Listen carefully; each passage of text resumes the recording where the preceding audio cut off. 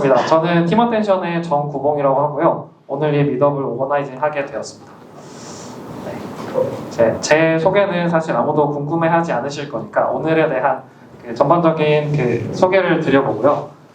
제가 오늘 간단하게 한 10분 정도 이 자리가 어떻게 진행이 됐고 오늘 이야기하시는 분들은 어떤 주제와 어떤 띠지스라고 하죠. 그런 것들을 가지고 이야기를 하실 건지 전반적으로 쭉 한번 설명을 드릴 거고요. 전반적인 제가 웰컴을 하는 이유는 컨텍스트를 잘 쌓아두기 위함입니다.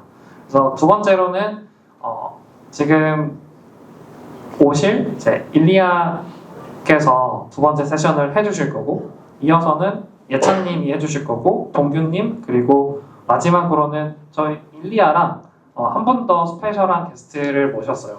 저희 뒤쪽에 제프 왕이라는 분이 오셨는데 제프는 박수 한번 부탁드립니다.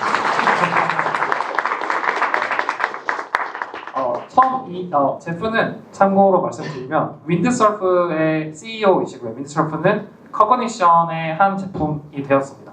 그래서 오늘 커그니션에 총 3분이 같이 오셨고 그 중에 제프가 같이 일리아와 함께 파이어사이드 챗을 들어볼 거고요.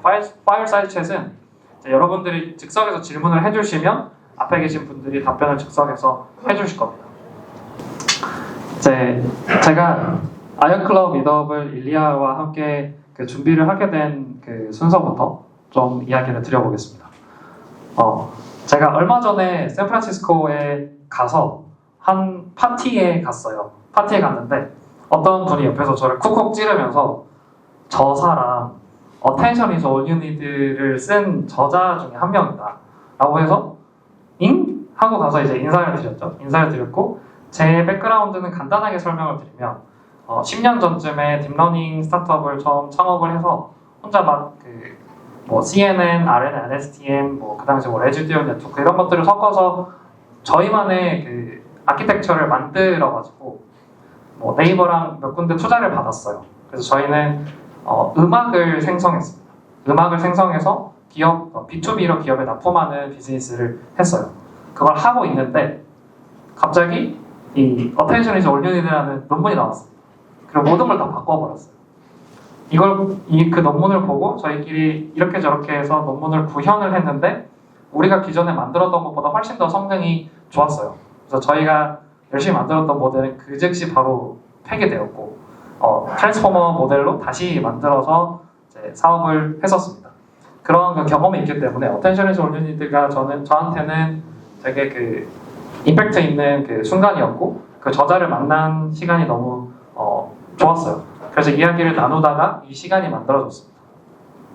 그런데 재미있게도 지금 일리아는 모델을 계속 연구하고 계신 게 아니고 아이언클러라는 에이전트를 만들고 계세요. 워낙 예전부터 일을 해오셨고 지금은 코딩을 안 하실 줄 알았는데 실제로 아이언클러 깃허브에 가보시면 모두 일리아의 커밋으로 올라가 있습니다. 그래서 아이언클러를 만들고 계셨고 놀랍게도 저는 아이언클러를 쓰고 있었어요. 그래서 점수를 딸 수 있었습니다. 저는 아이언클러를 어디다가 쓰고 있었냐면 오픈클러는 좀 코드 라인 수도 엄청나게 많고 무겁거든요. 마치 클러드 코드처럼 좀 무거워요. 근데 아이언클러는 러스트로 만들어져 있고 가벼운 데다가 보안도 많이 신경을 쓴 프로덕트라서 제 랩탑 중에 램이 8GB인 랩탑이 있어요. 그래서 걔는 성능이 좀 낮은데 걔를 팔봉이라고 이름을 붙여서 걔한테 쓰고 있었어요. 제 이름은 구봉이고 걔는 램이 8GB니까 팔봉입니다. 그렇게 해서 쓰고 있었는데 우연히 저도 아이언클러를 쓰고 있었고 아이언클러를 만든 일리아를 만나서 여러 이야기를 나눴습니다.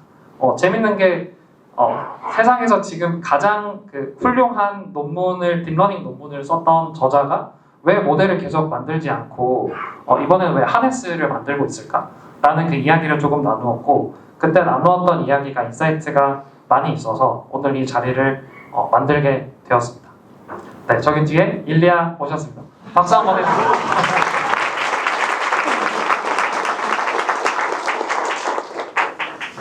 네.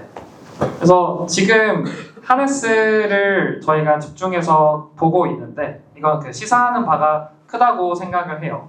얼마 전에 엔트로픽에서는 클라우드 매니지드 에이전트라는 제품을 냈습니다. 이게 클러랑 비슷한 프로덕트라고 저는 생각을 해요.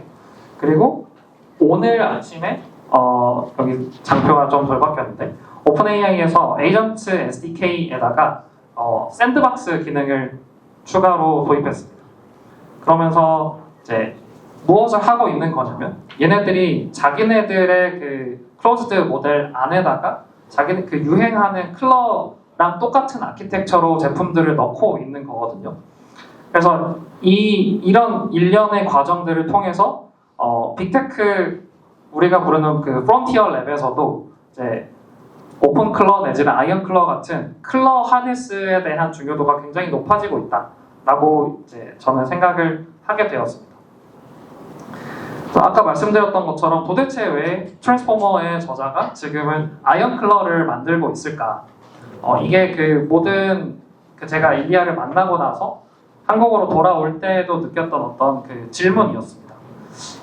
이게 뭘까 생각을 해보고 있는데 또 최근에는 헤르메스 에이전트 혹시 사용하고 계신 분들 계신가요? 헤르메스.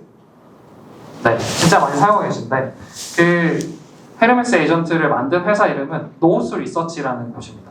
거기는 시작이 모델을 만들고 파인 튜닝하고 페이퍼를 쓰던 리서치 회사예요.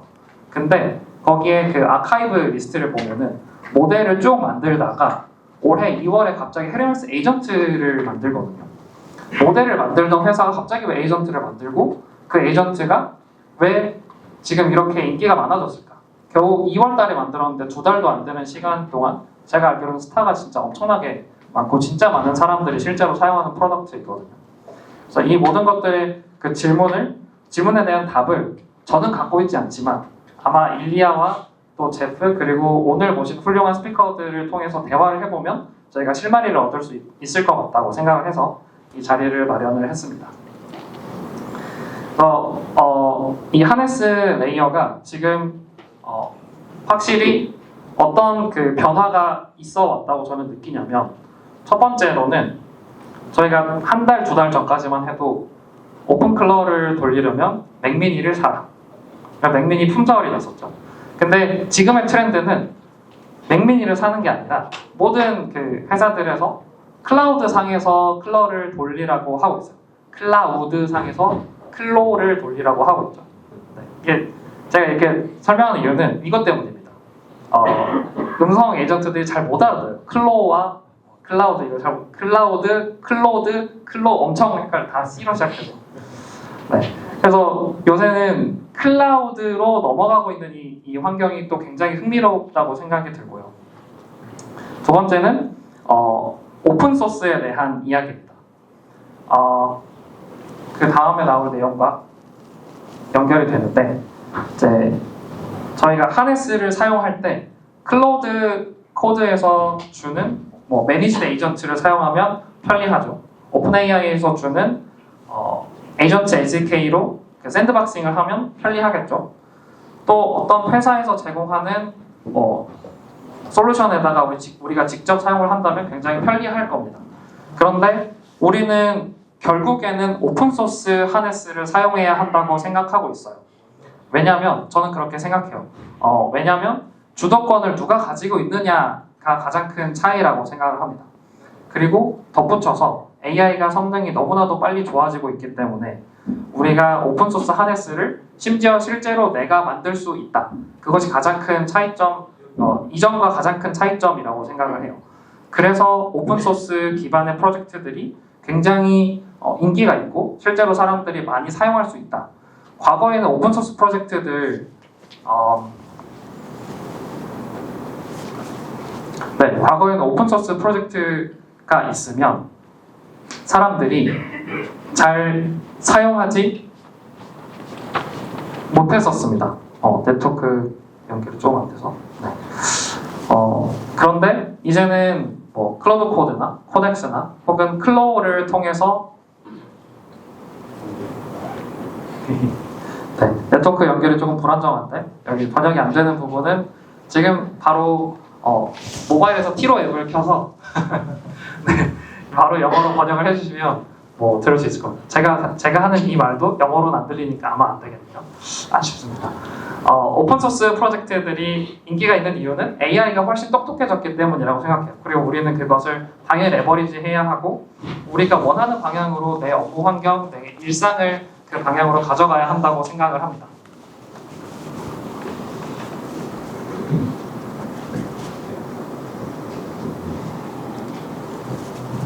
이 포인터는 마우스 커서와 연결이 되어 있기 때문에 제가 눌러도 동작을 하지 않습니다.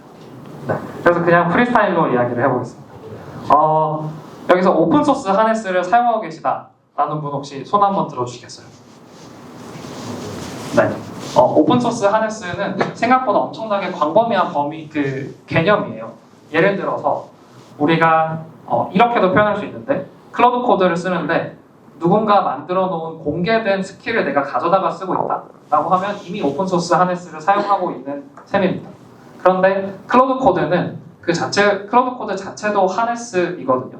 그래서 만약에 클로드 코드가 아니라 오픈클럭, 아이언클럭, 헤르메스 같은 걸 쓰고 있다면은 훨씬 더 많은 비중을 오픈소스로 사용하고 있다라고 하실 수 있고, 얼마 전에 클로드 코드가 소스 코드가 유출이 됐잖아요. 그것을 이제 사람들이 많이 분석을 해놓은 것을 봤는데 그걸 까보면 내 마음에 들지 않는 동작을 하는 게 굉장히 많아요. 예를 한 가지만 들어서 클로드 코드가 어떤 개념에 대해서 웹 서치를 하고 그 페이지를 읽어서 가져오는 경우 많이 사용하시죠. 근데 앞에 굉장히 짧은 라인만 가져와서 읽어오거든요. 그것도 나는 이 페이지가 굉장히 중요해서 전체를 가져오고 싶고, 두 번째는 나는 토큰 많이 낼 용의가 있는데 하이쿠로 이것을 아웃풋을 가져오고 싶지 않은데 하이쿠로 굳이 가져온단 말이죠. 이것을 클로드 코드에서는 전혀 내가 옵션을 선택할 수가 없습니다. 그래서 만약에 이걸 내가 클럭 혹은 헤르메스 같은 에이전트 혹은 더 그 밑단에 있는 파이 같은 가장 작은 에이전트를 내가 직접 만들어서 사용을 한다면 내가 원하는 대로 웹 리서치를 하는 에이전트를 만들어서 사용할 수 있는 거죠. 그리고 그 차이점들이 내가 AI를 얼마나 내 마음대로 사용하고 내가 원하는 대로 내 업무라고도 할 수 있고 내 능력을 확장할 수 있는 그런 방법이라고 생각을 합니다. 그래서 오늘 제가 연사들을 모시고 전체적으로 쭉 하고 싶은 이야기들은 이렇습니다. 첫 번째는 왜 모델에서 하네스 레이어로 넘어갔을까? 그리고 하네스 레이어로 넘어간 일리아는 왜 보안과 러스트 같은 개념들을 많이 주창하고 있는 걸까? 마지막으로는 왜 하네스는 오픈소스로 가고 있는 것일까? 오픈소스로 가고 있는 이 흐름을 오히려 프론티어 랩에서 따라서 안에다가 기능을 넣고 있는 형국이라고 생각을 하거든요. 과거에 클로드 코드가 처음 나왔을 때는 클로드 코드 내지는 엔트로픽이 그 흐름을 주도했던 것 같은데 지금은 그 흐름이 바뀌었다고 생각을 합니다. 그래서 오늘은 이런 몇 가지 질문들에 대한 답을 저희가 내릴 수는 없겠지만 적어도 힌트를 얻어갈 수 있는 시간이면 좋겠다 생각을 하고 있습니다. 이제 제가 준비한 시간은 끝났고 이어서 일리아를 모셔서 진짜 중요한 이야기를 한번 들어보도록 하겠습니다. 네, 그러면 박수로 일리아를 한번 만나주세요. 네, 일리아를 박수로 맞아주세요. 감사합니다.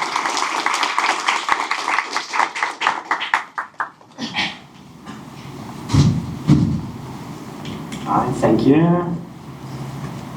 안녕하세요. Today I want to talk about Ironclaw and kind of explain the rationale and how we are architecting it, and obviously welcome everyone to contribute.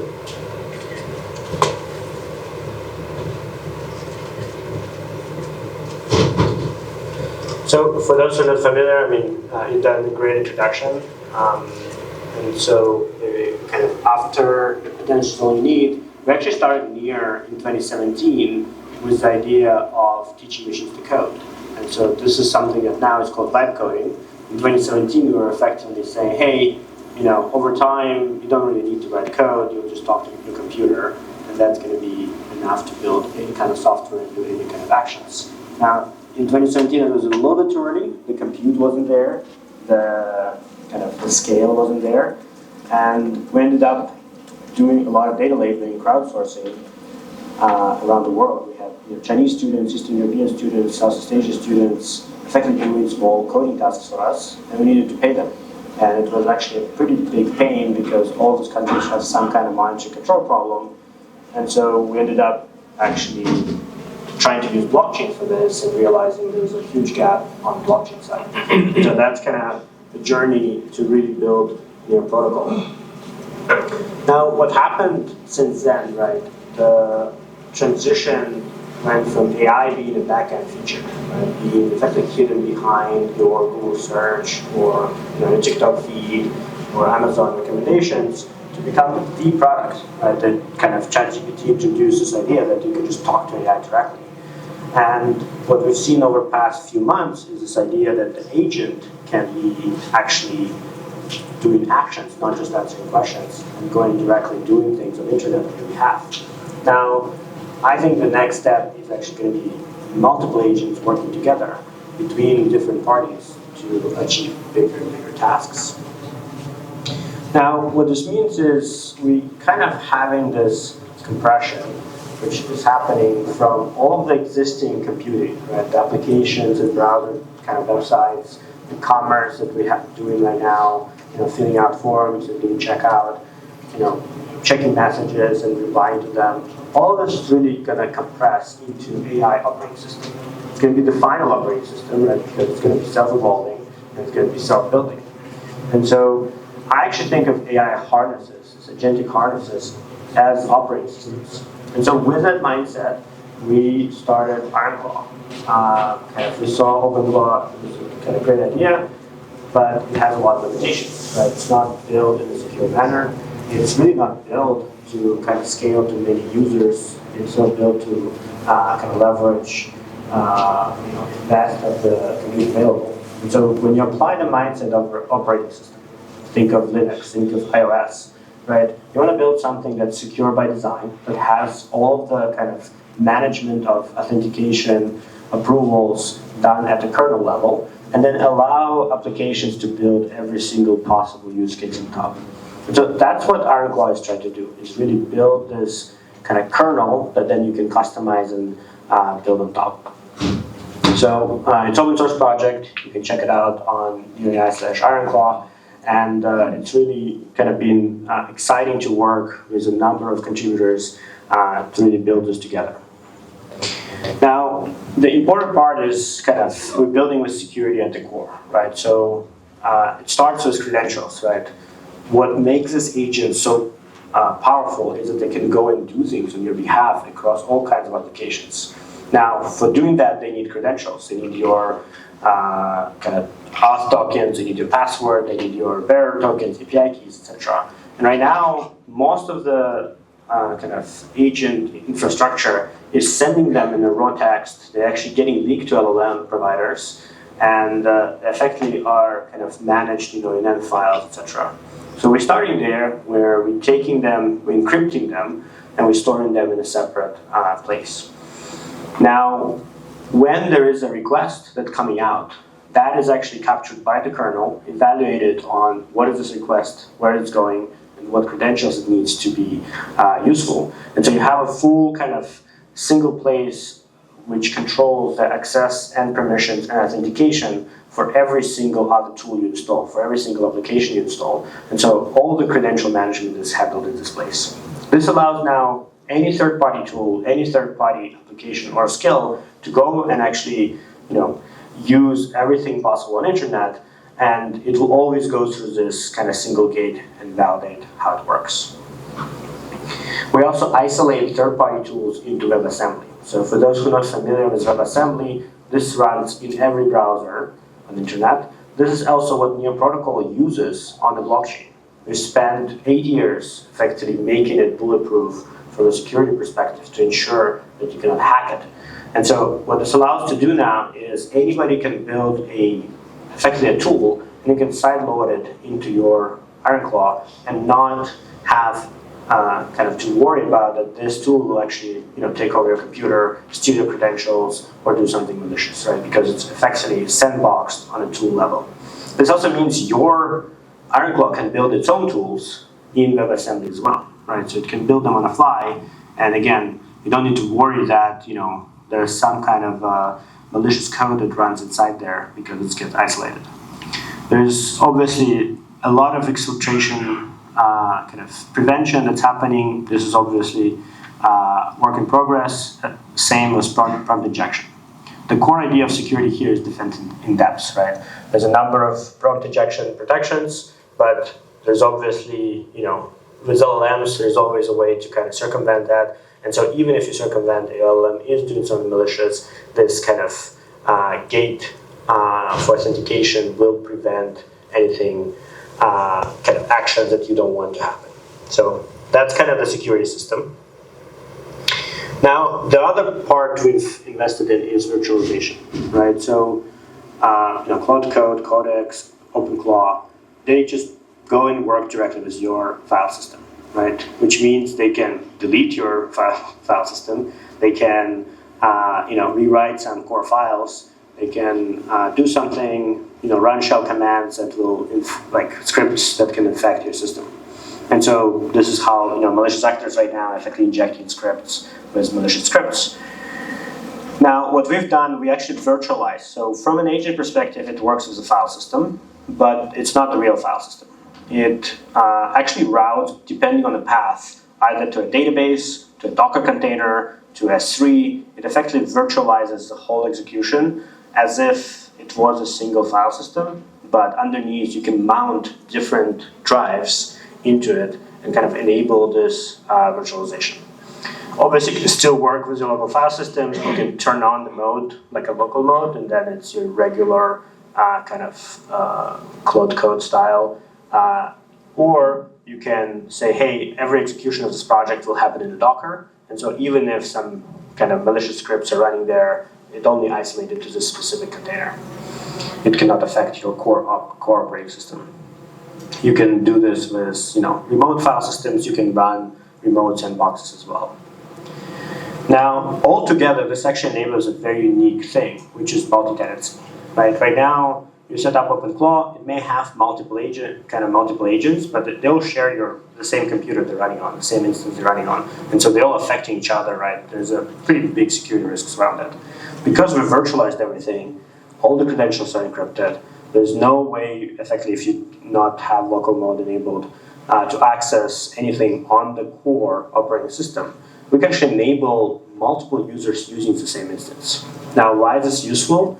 Because if you're a company or a team, if you're a corporation, this is actually extremely useful to have everyone on the same instance, having the same tools and skills shared, have also a shared memory on top of personalized memory, and having workflows and automations that are running that kind of span everyone. And so this really enables companies now to start using this at scale.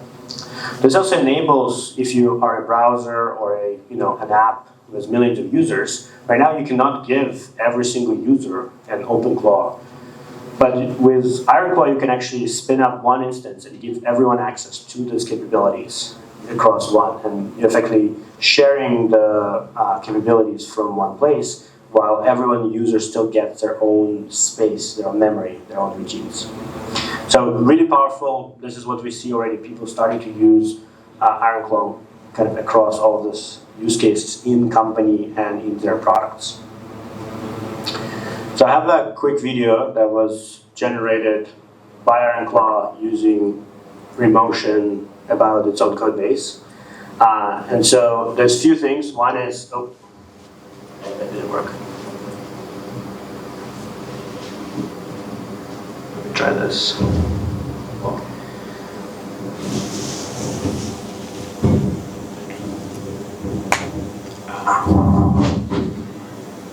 The hardest part, the super intelligence is required for the AV setup to actually work.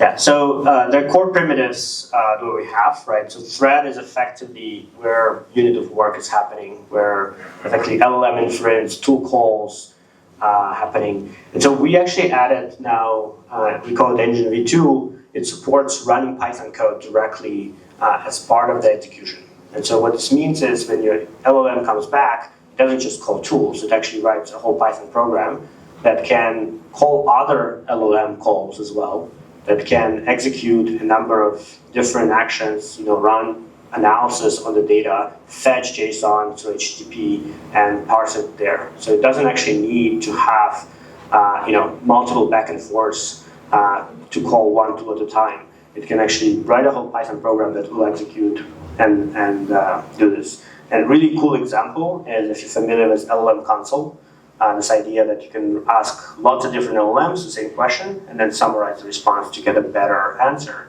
So in Ironclaw, this is just a skill that tells LLM to, hey, go call this few different models and then summarize it. And this skill is very small, and you can just activate it, or it will activate itself on, if you trying to research some deep topic. And so this idea that this engine actually allows to do a lot more complex stuff very easily with just writing a little bit of Python in scripts in skills.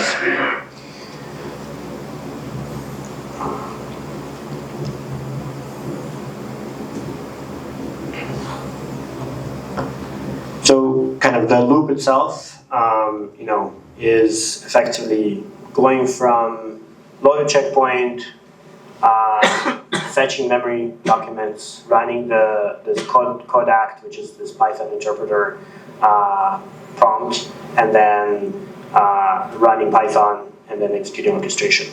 The Python itself is asynchronous, so it can actually run multiple tool calls in parallel, aggregate the responses, and analyze them from there.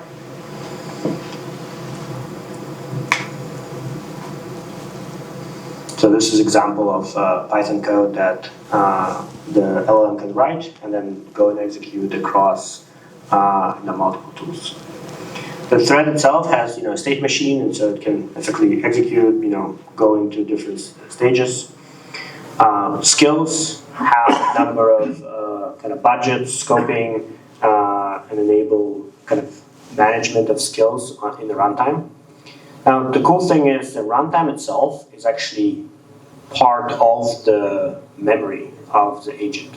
And so because of this, agent can actually self-modify and learn from the interactions.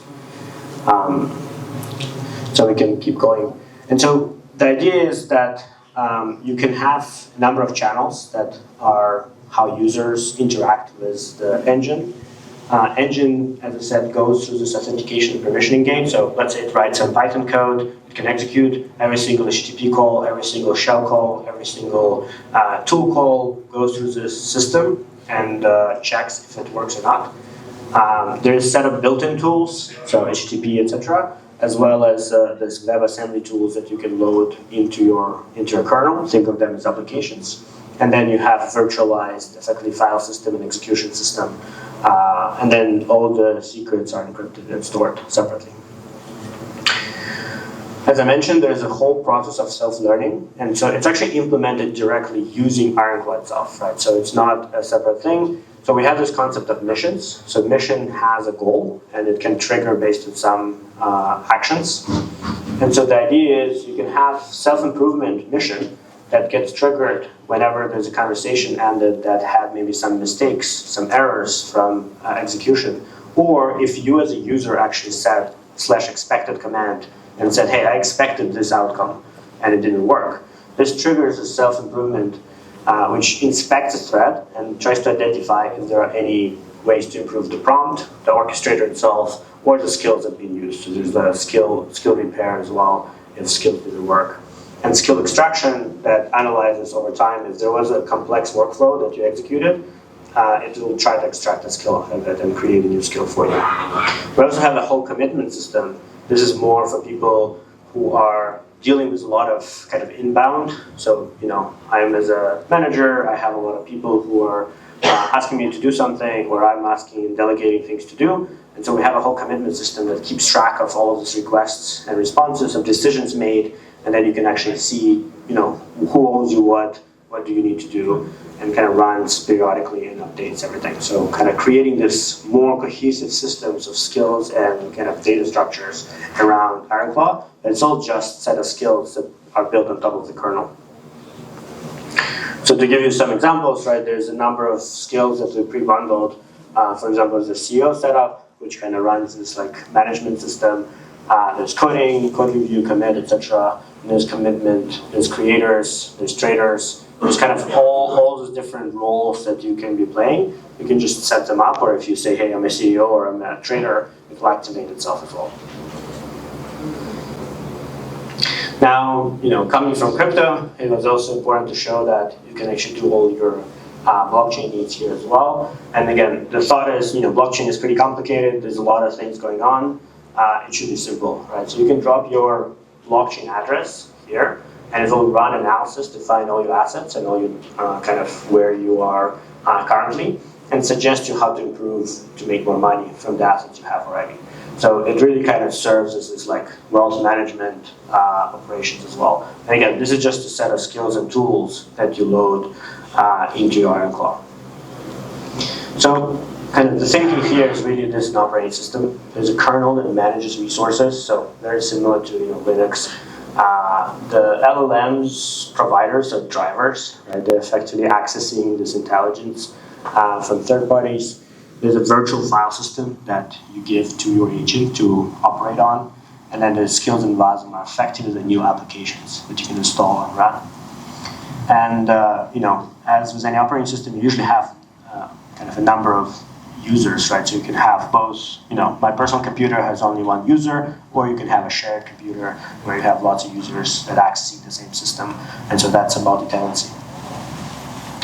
Now, I just want to mention, this IronClaw really focused on security of it, but we also believe in privacy. And so one of the other products we have at MirAI is confidential inference. This is an ability to run AI LLM inference in a way that no single other party is able to see what inference is happening. Right now, all your interactions are sending to some server and sitting in some logs. This has no logs, no nobody observing it. It's all end-to-end encrypted and uses confidential computing on GPUs and CPUs to enable that. So it protects against a lot of attacks and preserves privacy. Similarly, we have, you can run IronClaw on a local machine, but we also have a confidential hosting. If you want an agent that always runs, it's always there, and also comes pre-bundled with search, with portfolio analytics and a bunch of other tools, Google accounts, etc. You can just spin up an agent on our hosting and starting with $0 and for $20, etc. we give effectively some inference credits as well. And so allow you to have like a full solution in one click, in one place. And just to finish, as I mentioned, this is the next step after single agent will be multi-agent coordination. And so the idea is your agent can do a lot of things, but it may not be very effective at doing things. You may not have API access to the right things. You may not have experience and haven't learned yet how to do some complex operations. And so you can actually go to a marketplace where your agent can effectively hire other agents to do work. If you know Upwork, this is effectively Upwork for agents. You can post jobs as an agent. Other agents can bid on those jobs and say, hey, I'll do it for this much. And effectively enable to have this economy of skills and services and goods between agents. And so we think this kind of all these components working together is how we get to this multi-agent coordination and execution that starts to actually replace traditional economy. Thank you.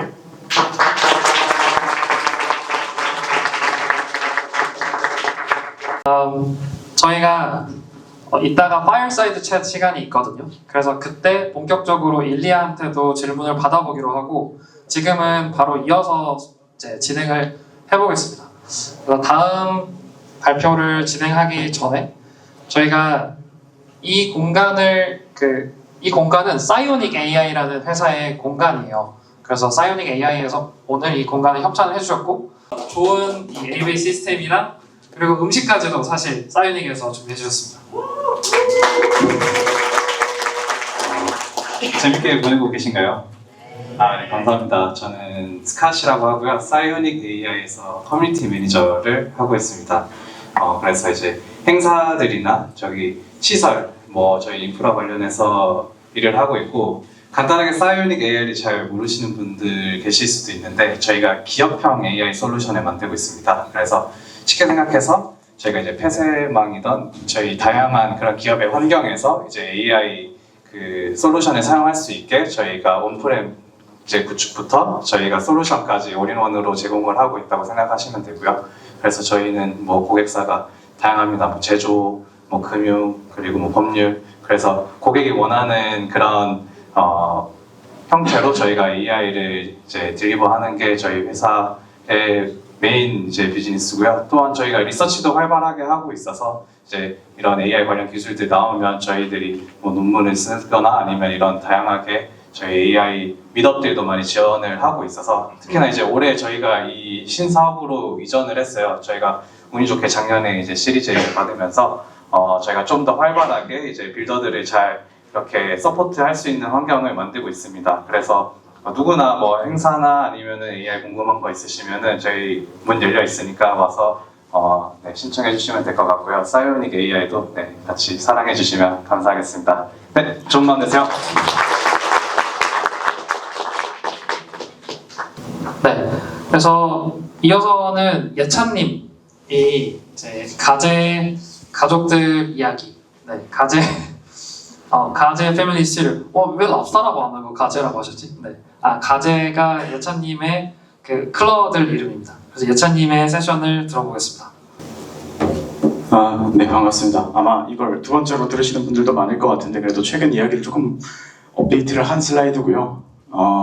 제가 그래도 나름 그 가제, 우리 랍스터, 오픈클로, 뭐 아이언클로 등등 맥시멀리스트예요. 그래서 그래도 코딩 에이전트에 쓰는 거에 한 30-40% 정도의 토큰을 클로들이 쓰고 있는 것 같고요. 제 이제 오픈소스들을 좀 하고 있는데 거기에 한 70%에서 80%의 PR은 거의 이 클로들이 관리를 하는 것 같습니다. 그래서 요거는 요 프레젠테이션조차 이제 클로가 작성을 했고요. 예, 일단 뭐 4마리의 클로를 운영을 하고 있습니다. 일단 이 개발가제라는 애가 있는데요. 이거는 저희 울트라워커스라고 오모, OMC, OMX 디스코드 채널에 가시면은 맨날 얘가 뭔가 이제 이상한 소리를 하고 있는 거를 또 보실 수도 있고요. 이 친구는 되게 특이해요. 런타임이 클로드 봇입니다. 그러니까 오픈클로의 그 전신 클로드 봇, 오랫동안도 아니지 1월부터 그래도 이걸 트래킹을 하신 분들은 아실 텐데 거기서 제가 아시다시피 그 초기 버전이 1월에 굉장히 슬롭이었잖아요. 그래서 그걸 조금 뜯어 고치면서 만들어가고 있는 런타임이 있는데 이제 업스트림을 못 받는 수준으로 고쳐버려가지고 업데이트를 못 받고 있어요. 그래서 그 초기 버전 런타임으로 되어 있고 그 다음에 이제 집가제, SNS랑 리서치, 제 스레드 계정이나 뭐 링크드인 포스트를 가끔 이 친구가 올리고요. 이제 자꾸 A/B 테스트를 하면서 발전을 하니까 요즘은 한 반 정도는 안 들키는 것 같습니다. 반 정도는 전지 가제인지 모르는 것 같고요. 그다음 제가 뭐 사실 본업이 웃기게도 퀀트 트레이딩 하는 건데 그쪽 하네스 관리하는 가제 하나 있고 최근에 또 언급해 주셨지만 에르메스 또 체험해 보려고 에르메스 가제를 하나 드렸습니다. 이 친구는 저희 가제가 돌아가는 시스템들을 보면서 뭔가 잘못된 거, 메모리 안에 잘못된 거 이런 것들 계속 트래킹 해가는 친구고요. 오늘 아이언 클로 위더비니까 가서 또 아이언 가제를 또 하나 영입을 할 수도 있을 것 같아요. 얼마나 유지를 할지는 모르겠지만 제가 거의 뭐 하고 있는 일이 아시다시피 쓰시는 분들도 많으실 것 같은데 OMC, OMX 혹시 쓰시는 분들 있나요? 손 한번 들어주십시오. 뒤에 저기 티셔츠 찍고 계신 분도 있네요. 감사합니다. 네, 아무튼 이 오픈소스들을 매니지를 하고 있고요. 그 다음에 이 오픈소스들을 매니지를 하고 있고요. 근데 OMC, OMX밖에 없는 이유는 이걸 짠 애가 개발가제라서 자기 일밖에 몰라요. 그래서 자기 오픈소스 그냥 하는 것만 얘기를 해놓은 것 같고 그 다음에 뭐 집가제 같은 경우에는 대외 협력이라고는 하는데 그냥 얘는 놉니다. 맥북에다 넣어놓으니까 가끔 브라우저 탭 뭐 30개씩 띄워놓고 뻗어버릴 때도 있고 여러 가지 문제들이 많아요. 근데 얘는 뭐 되든 안 되든 그렇게 상관은 없는 친구라서 새로운 친구는 이제 아까 말씀드렸듯이 컨설팅 같은 거 하고 있고 뭐 퀀트 가제 같은 경우에는 저랑 같이 이제 그 퀀트 시스템들 좀 돌리고 모니터링하는 그런 일들을 하고 있습니다. 네. 그래서 저는 진짜 요 과제 팀들을 좀 사람처럼 다루는 편인데 저희가 이제 하나의 큰 사건이 예전에 한참 우리가 1월, 2월을 돌이켜 보면은 멀티 에이전트라는 뭔가 이상한 정신병에 걸려 있었어가지고 저희가 과제 주니어들을 모셨었어요. 개발 과제 주니어, 컨트 과제 주니어를 모셨는데 텔레메트리 비용만 더 늘어나고 클로끼리는 어차피 클로 자체가 병렬 작업을 하는데 무리가 없어서 클로가 여러 개 있을 필요는 없더라고요. RNR이 명확하게 분리가 돼 있지 않는 이상. 그래서 되게 재밌는 패턴이 지들끼리 같이 붙여놓으면 하나가 일을 안 해요. 6일을 하게 됩니다.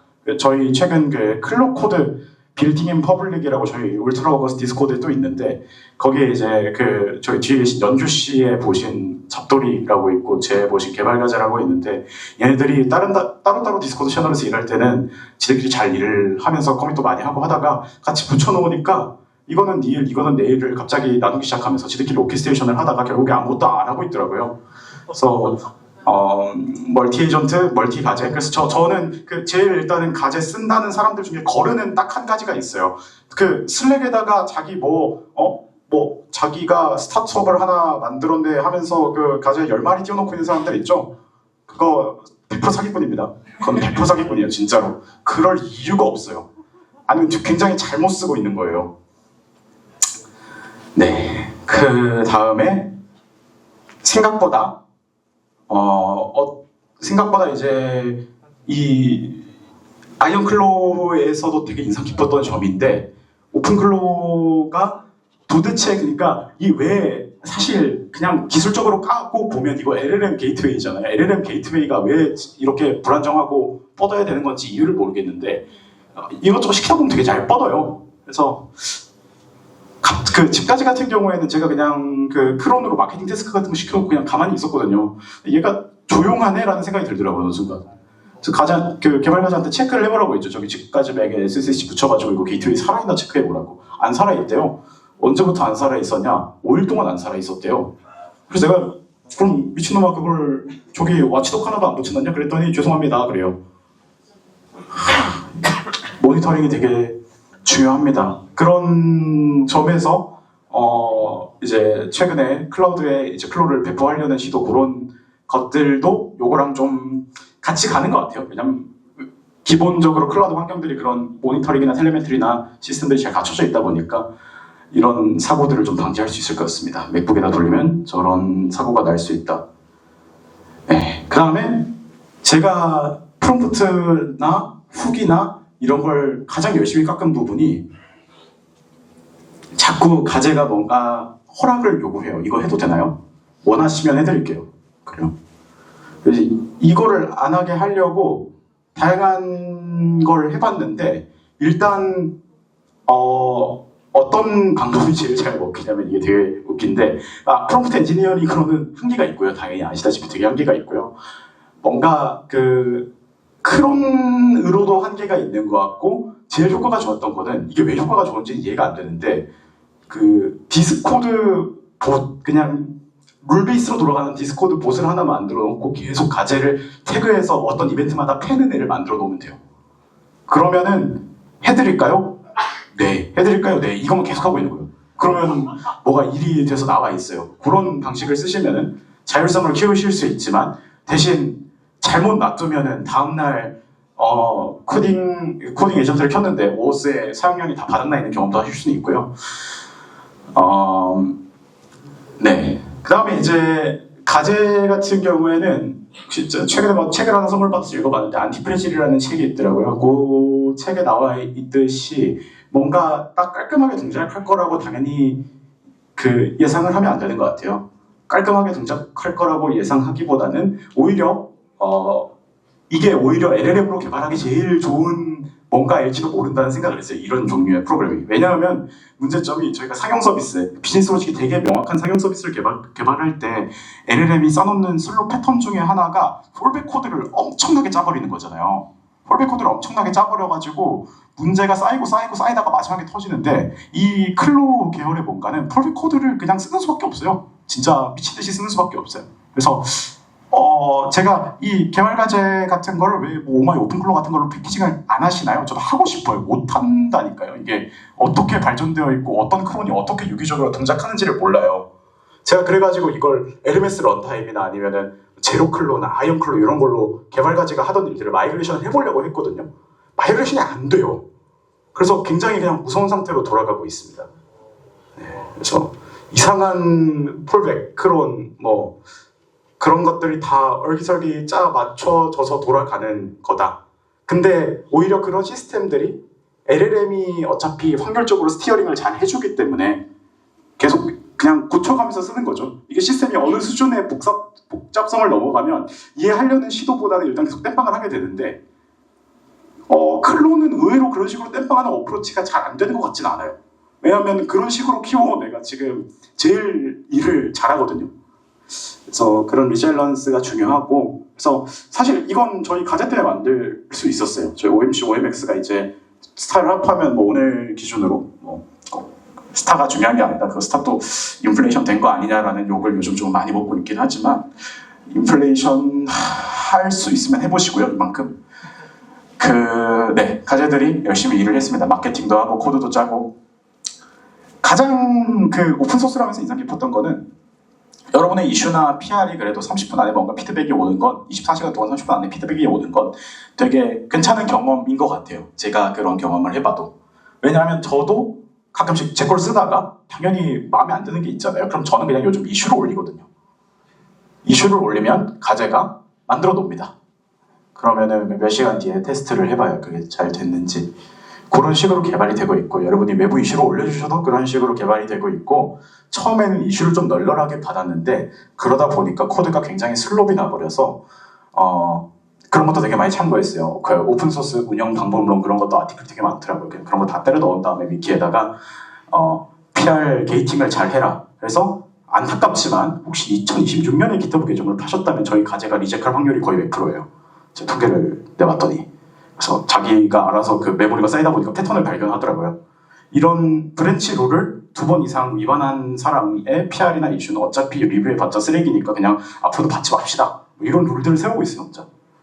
그래서 이게 되게 이상한 편향이 끼긴 하지만 아무튼 그렇게 좀 희생하는 게 있었기 때문에 이렇게 또 빨리 발전시킬 수 있지 않았나 싶고, 실제로 운영되는 걸 보면 이래요. 저희 과제가 또 프레젠테이션 약간 슬롭을 내놨는데 OMC 대부방이고요. 저희 클로이비라는 이벤트 게이트웨이고요. 이런 식으로 이슈나 PR이 올라오면 얘가 알려주고, 그 다음에 세션, OMX 세션이 시작되면 얘가 또 훅으로 알려주고. 요것도 오픈소스예요. 네, 요것도 오픈소스인데 세팅하기는 되게 어려워요. 왜 쓰는 사람들이 있다는 게 전 놀랍긴 한데 저 빼고 쓰는 분들이 계신 것 같더라고요. 네. 그래서 아까 말씀드렸듯이 CI는 이미 전부 녹색입니다. 이런 집계만 하는 형태가 되게 많잖아요. 그럼 여러분 제일 피곤한 게 여기다가 녹색이면은 인마 머지를 하든지 뭐 리뷰를 하든지 뭐 펄업을 해야 될 거 아니야. 약간 이 생각이 먼저 들어버리는데 그거를 때려준다. 이게 되게 간단한 아이디어지만 되게 중요한 거예요. 그리고 생각보다 테크니컬한 메서드들도 많이 들어갑니다. 왜냐하면 어떤 이벤트를 언제 보내야 될지라는 의사결정이 생각보다 이 시스템의 안정성, 뭐 성능, 아니 목표 달성률, 아니면 토큰을 얼마나 소비하게 되는지 이런 거에 굉장히 영향을 많이 미쳐요. 그래서 제가 그 클로를 매니징을 하면서 하는 일들은 거의 이런 이벤트 게이트웨이 관련인 것 같고요. 네.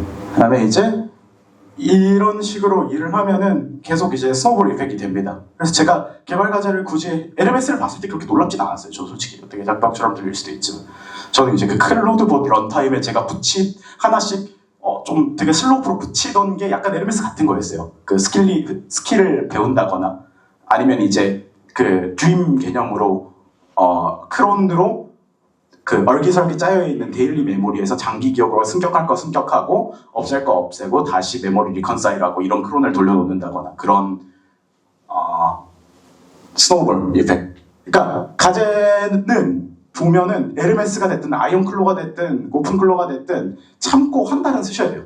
참고 나서 셀프러닝 루프가 있는 형태로 셀프러닝 루프만 잘 세팅을 해놓으시고 한 달은 쓰셔야 돼요. 참고 답답해도.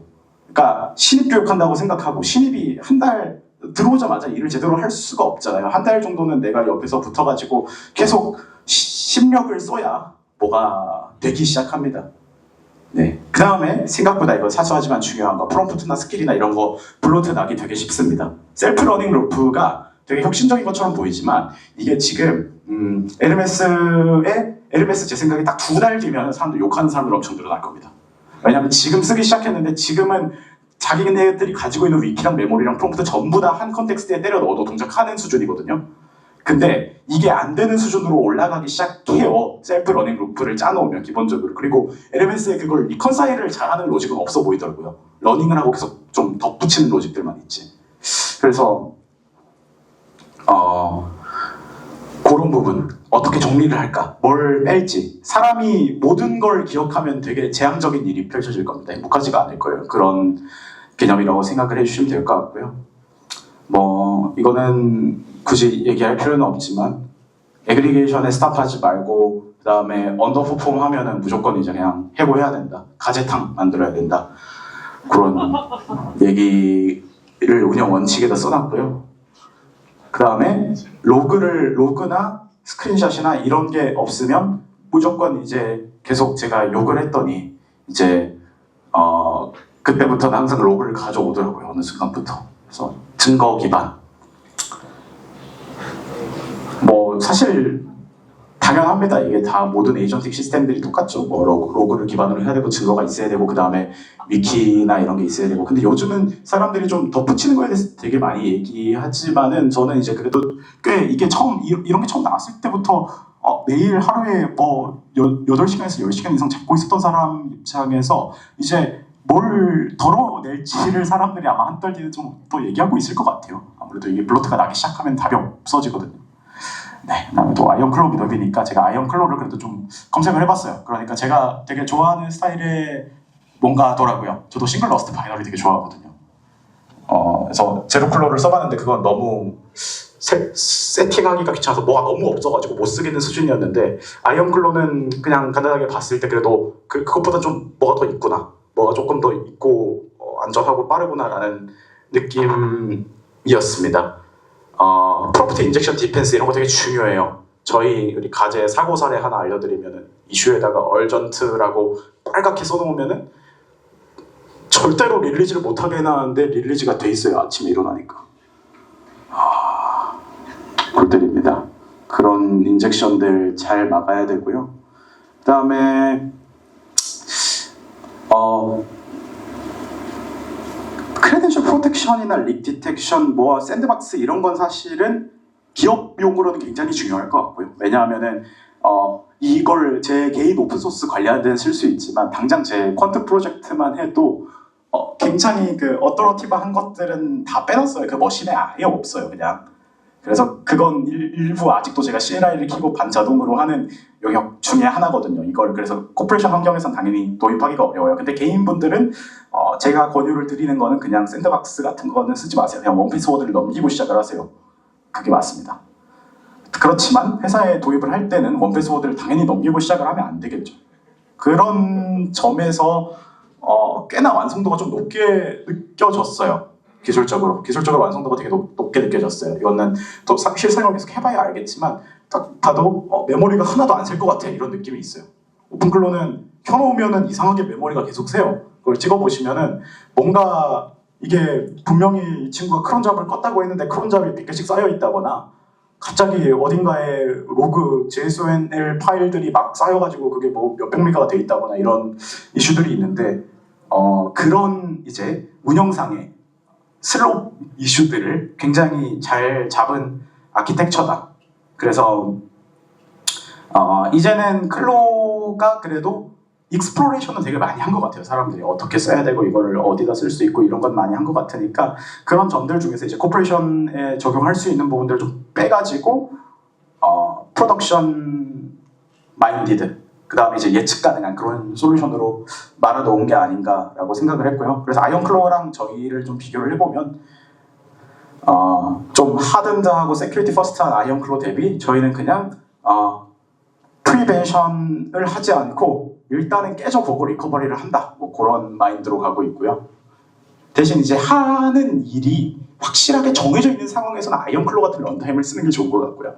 대신 저는 이제 이걸로 어디까지 할 수 있는지를 테스트를 해보고 있는 입장이다 보니까 사실은 그냥 일단 리커버리를 잘 할 수 있는 루프를 짜놓고 여러 가지를 되나 안 되나 시도를 해보고 왜 안 되나 시도를 해보고 그 메모리에다 계속 뭔가를 어큐뮬레이션 할 수 있는 구조를 좀 쓰는 게 좋은 것 같고요.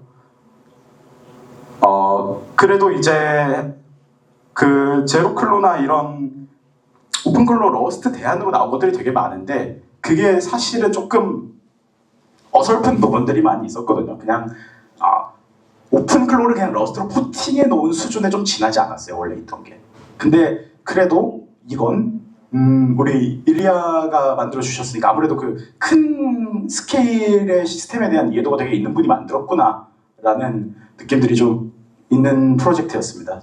이제 저희의 니즈와는 약간 다른 점이 있지만 또 이제 또 서로 배울 점이 있겠죠. 네, 그래서 우리 카오스에서 클로입이랑 OMC, OMX라는 오픈 소스들 만들었고요. 스타 많이 눌러주시고요. 퀀트 가제 얘기는 좀 넘어가고 그래서 우리 엔딩을 해보면 개발 가제가 자기는 가제탕을 2명이나 보냈다 이런 말을 하네요. 스크린샷을 찍어가지고 PDF를 일단은 땜빵에서 고쳤다. 이거 자꾸 밑에 왜 깨지냐, 이거 스크린샷 왜 깨졌냐 하니까 자기가 스크린샷 다 찍어가지고 토큰을 엄청 태우더니 고치긴 하더라고요. 좋은 선택이었는지 모르겠는데. 그래서 집 가제는 잠만 자고 퀀트 가제는 그래도 일을 열심히 하는 것 같고 L 가제는 좀 띨빵하지만 기억을 하는 친구다. 그래서 저희가 잘 발려있는 웰 올드머신은 아니지만 어떻게 생존해야 되는지를 많이 배운, 그래서 이런 셀프 러닝 루프를 많이 배운 이런 그 가제들이다라고 소개를 하네요. 그래서 결국에 마지막 커멘트는 이런 워크플로우들 중에 딱 고정된 것들이 있으면은 저도 아예 완전 샌드박스 형태로 넘겨서 클라우드에 서빙을 했으면 좋겠다는 니즈들이 있었는데, 예를 들어서 이슈 트리지만 넘긴다거나 이런 부분들은 또 오늘 또 미더의 주제인 아이언클로를 또 많이 선택을 하게 되지 않을까라고 생각을 합니다. 그래서 들어주셔서 감사하고요. 개발가제가 하고 싶은 말은 말하는 거 믿지 말고 로그를 믿어라, 아니면 가제탕이 될 것이다 라는 코멘트를 남겼네요. 네, 감사합니다.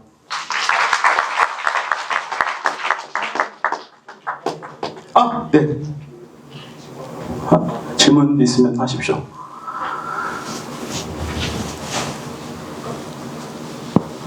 예, 앞에 분 먼저 말씀하시죠. 마이크가 없나요?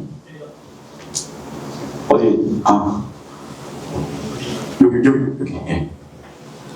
네, 안녕하세요. 그 발표 너무 잘 들었고요. 저희도 이제 어쩔 수 없이 이런 클로우 관련된 애들을 사용하다 보니까 토큰을 많이 사용하게 됐는데, 최근에 이제 엔트로피도 이런 막은 것도 있고, 그래서 저희가 어쨌든 돈을 내고 사용한 만큼 이제 지불해야 되는 페이의 주고를 하게 되는 것 같은데, 혹시 이제 가성비라든지 툴콜링을 잘하는 그런 모델들을 뭐 선택하시는 기준들이 있는지, 아니면 뭐 후기들이 있는지가 좀 궁금해서 좀 질문 드리고 싶었습니다. 후킹들은 제가 여기서 공개적으로 공개하기 어려운 방법들은 조금 있긴 한데, 그거 외에는 킴이 굉장히 괜찮은 것 같고요. 중국 모델들이 굉장히 괜찮은 것 같아요. 툴콜링에 특화된 중국 모델들. 대신 이제 그게 어떤 용도로 쓰느냐에 따라 되게 많이 다를 것 같아요. 어느 정도 세멘틱한 이해가 있는 게 필요하면 아무래도 어쩔 수 없이 클로드나 제미나이를 총량제로 쓰시는 게 맞는 것 같고, 그게 아니라 정말 기계적으로 일만 하면 된다, 툴콜링만 하면 되고 어느 정도 변수는 있지만 예측 가능한 워크플로우가 있다라고 하는 경우에 흔히 오퍼스를 증류해서 만든 여러 가지 중국 모델들 중에 적당히 튜닝해서 쓰시면 되지 않나. 저도 한두 개는 그렇게 굴리고 있어요. 참고로 개발 가제는 그냥 GPT 5.4를 쓰고 있습니다. 네. 저희는 지금은 클로드 안 쓰고 있어요. 가제들. 네. 네, 말씀하십시오. 오픈클로우가 약간 어떤 오픈클로우랑 아이언클로우랑 저는 약간 나뉘어져 있다는 생각이 드는데, 그러니까 오픈클로우는 좀 사람 같은 어떤 역할을 지향을 하는 것 같고, 아까 말씀하셨듯이 일리아님께서 말씀하셨듯이 아이언 클라우드는 약간 그 오퍼레이팅 시스템으로서의 어떤 그런 역할을 좀 지향하는 것 같은데, 그러니까 그러면 약간 오픈 클로가 이제 아이언 클로 같은 애들이 이제 약간 부리는 형태의 어떤 오케스트레이션 형태를 좀 염두에 두고 계신지 좀 궁금합니다. 일단 그런 오케스트레이션을 해봤는데 일단은 좋지는 않은 것 같고, 그렇게 효율이, 그러니까 계속 인터랙션을 하는 방식은.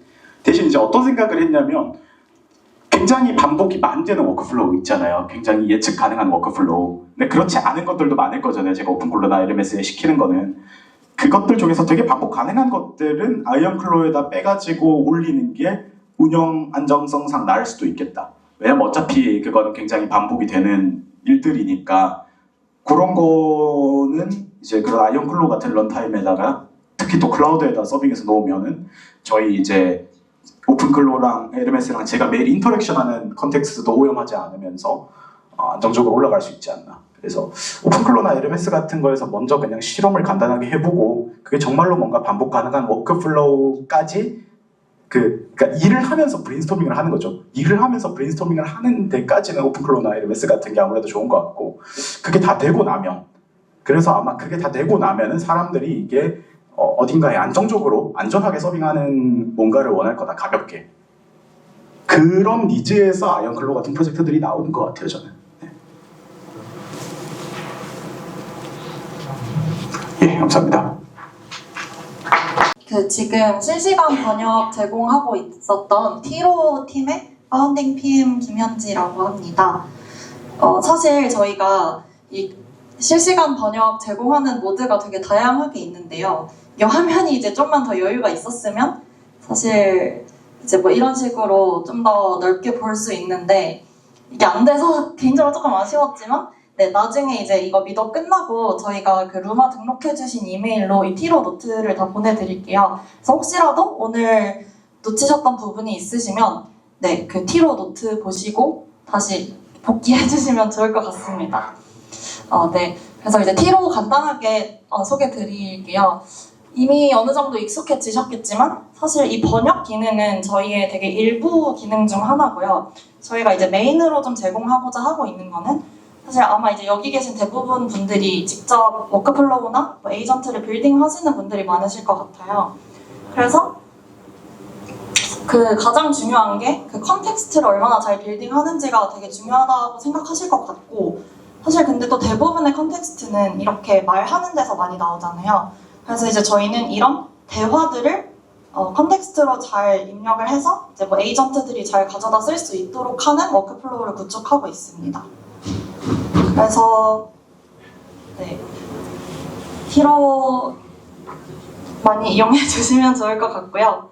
네, 이따가 그 네트워킹 세션에서 또 얘기하면 좋을 것 같아요. 저희가 이제 뭐 MCP나 API 등을 통해서 이제 이렇게 구두로 진행되는 대화들을 다 에이전트가 컨텍스트로 쓸 수 있게끔 제공을 하고 있어서요. 네, 많은 관심 부탁드립니다. 감사합니다. 네, 안녕하세요. 제프리 킴. 이 이제 제 영어 이름이고 이제 한국 이름으로 김동규라고 합니다. 네, 반갑습니다. 일단은 그 오늘 주제인데 Clo is all you need라고 한번 지어봤는데, 이거에 대해서 좀 설명드리기 전에 제 소개부터 하고 시작을 하면요. 이게 너무 네네네. 일단 저는 한 2024년쯤에 이제 오토레그라는 이제 레그 최적화 프레임워크를 좀 오픈소스로 만들어서 열심히 이제 오픈소스 활동을 했었고요. 최근에는 이제 K-스킬이라고 한국인들을 위한 정말 뭐랄까 아주 실용적인 그런 스킬 모음집을 만들어서 공유를 했는데 되게 인기가 좋아가지고 지금 이제 또 많이 늘었습니다. 이 슬라이드를 어젠가 그젠가 만들었는데 그때 3.1K였는데 지금은 한 3.4K 정도 됩니다. 그래서 이게 솔직히 저는 처음에 이 한국어 리드미만으로 솔직히 1K도 힘들다 그렇게 생각을 하고 있었는데 이렇게 많은 분들이 좋아해 주셔가지고 조금 놀라기도 했고 좀 즐겁게 이제 만들고 있고요. 지금은 한 40개까지가 넘는 이제 한국인들에게 굉장히 유용할 만한 여러 가지 스킬들을 담고 있습니다. 나중에 설명드리고 슬라이드 그랩이라고 이 슬라이드를 만든 그런 하네스도 만들고 있고요. 그리고 이제 최근에 이제 좀 자랑하려고 붙여놓은 거는 그 GitHub에서 운이 좋게 그 GitHub 트렌딩에 저를 이제 트렌딩 디벨로퍼로 올려줬더라고요. 그래서 이렇게 샵1 이제 트렌딩 디벨로퍼라는 좀 타이틀도 가지게 되었습니다. 네. 그래서 오늘 클로우 is all you need라고 제목을 지어봤는데 당연히 오늘 오신 이제 일리아 분의 이제 attention is all you need에서 따온 거고, 근데 이제 이 가제 이제 이 클로류 뭐 오픈클로우, 아이언클로우 이런 것들이 정말 우리들이 뭐 모든 진짜 all you need죠. 그냥 이걸로 모든 것을 할 수 있지 않을까 이런 생각을 담아서 이 새로운 이 AI 에이전트 그리고 이제 그 어떤 클로우 이 가제로 정의가 되는 이 인터페이스가 얼마나 이제 확장될 수 있을지, 얼마나 잠재력을 발산할 수 있을지 뭐 이런 이야기를 좀 나누고 싶습니다. 그래서 K-스킬 방금 간단하게 설명드렸었는데 지금 뭐 되게 많은 그 스킬들이 추가가 되고 있습니다. 그래서 최근에 뭐 장학금 이제 조회하는 스킬이라든지 뭐 학교 급식 조회도 되고요. 이제 당연히 뭐 지하철 조회, 뭐 아니면 뭐 맛집 찾기 이런 것도 되고, 뭐 KTX SRT 예매할 수 있고, 뭐 부동산 조회되고, 뭐 로또 조회도 되고요. 뭐 미세먼지도 보여주고요. 막 심지어는 제가 어떤 것까지 넣어놨냐면요, 그 조선 왕조실록 검색이 됩니다. 그래서 여러분들이 이제 이 위대한 세종대왕님의 업적이 궁금하다 하면 세종 26년 5월에 어떤 일이 있었냐 이러고 물어보면 아주 자세하게 알려줄 수 있습니다. 뭐 세종대왕님이 편찮으셔서 이제 뭐 화장실에 가셨다 막 이런 것까지 다 나오니까요. 네, 재밌게 활용해 주시면 좋을 것 같습니다. 뭐 그리고 뭐 KBO 지금 열심히 하고 있는 프로야구 뭐 경기 결과 조회라든가 뭐 이런 것들, 아무튼 들어가 보시면 리드미에 이제는 스크롤을 꽤 내려야 돼요. 그 스킬 모음집이 이제 되게 많이 제작을 했고, 그냥 이거는 뭐 깨알 같은 거지만 지금 이 K-스킬은 대부분 그 오마이 코덱스 이제 OMX 써서 잘 만들고 있습니다. 그래서 대부분의 코딩은 이제 OMX하고 저는 이제 스킬이 되는지만 확인해서 여러분들한테 이렇게 공유를 드리고 있습니다.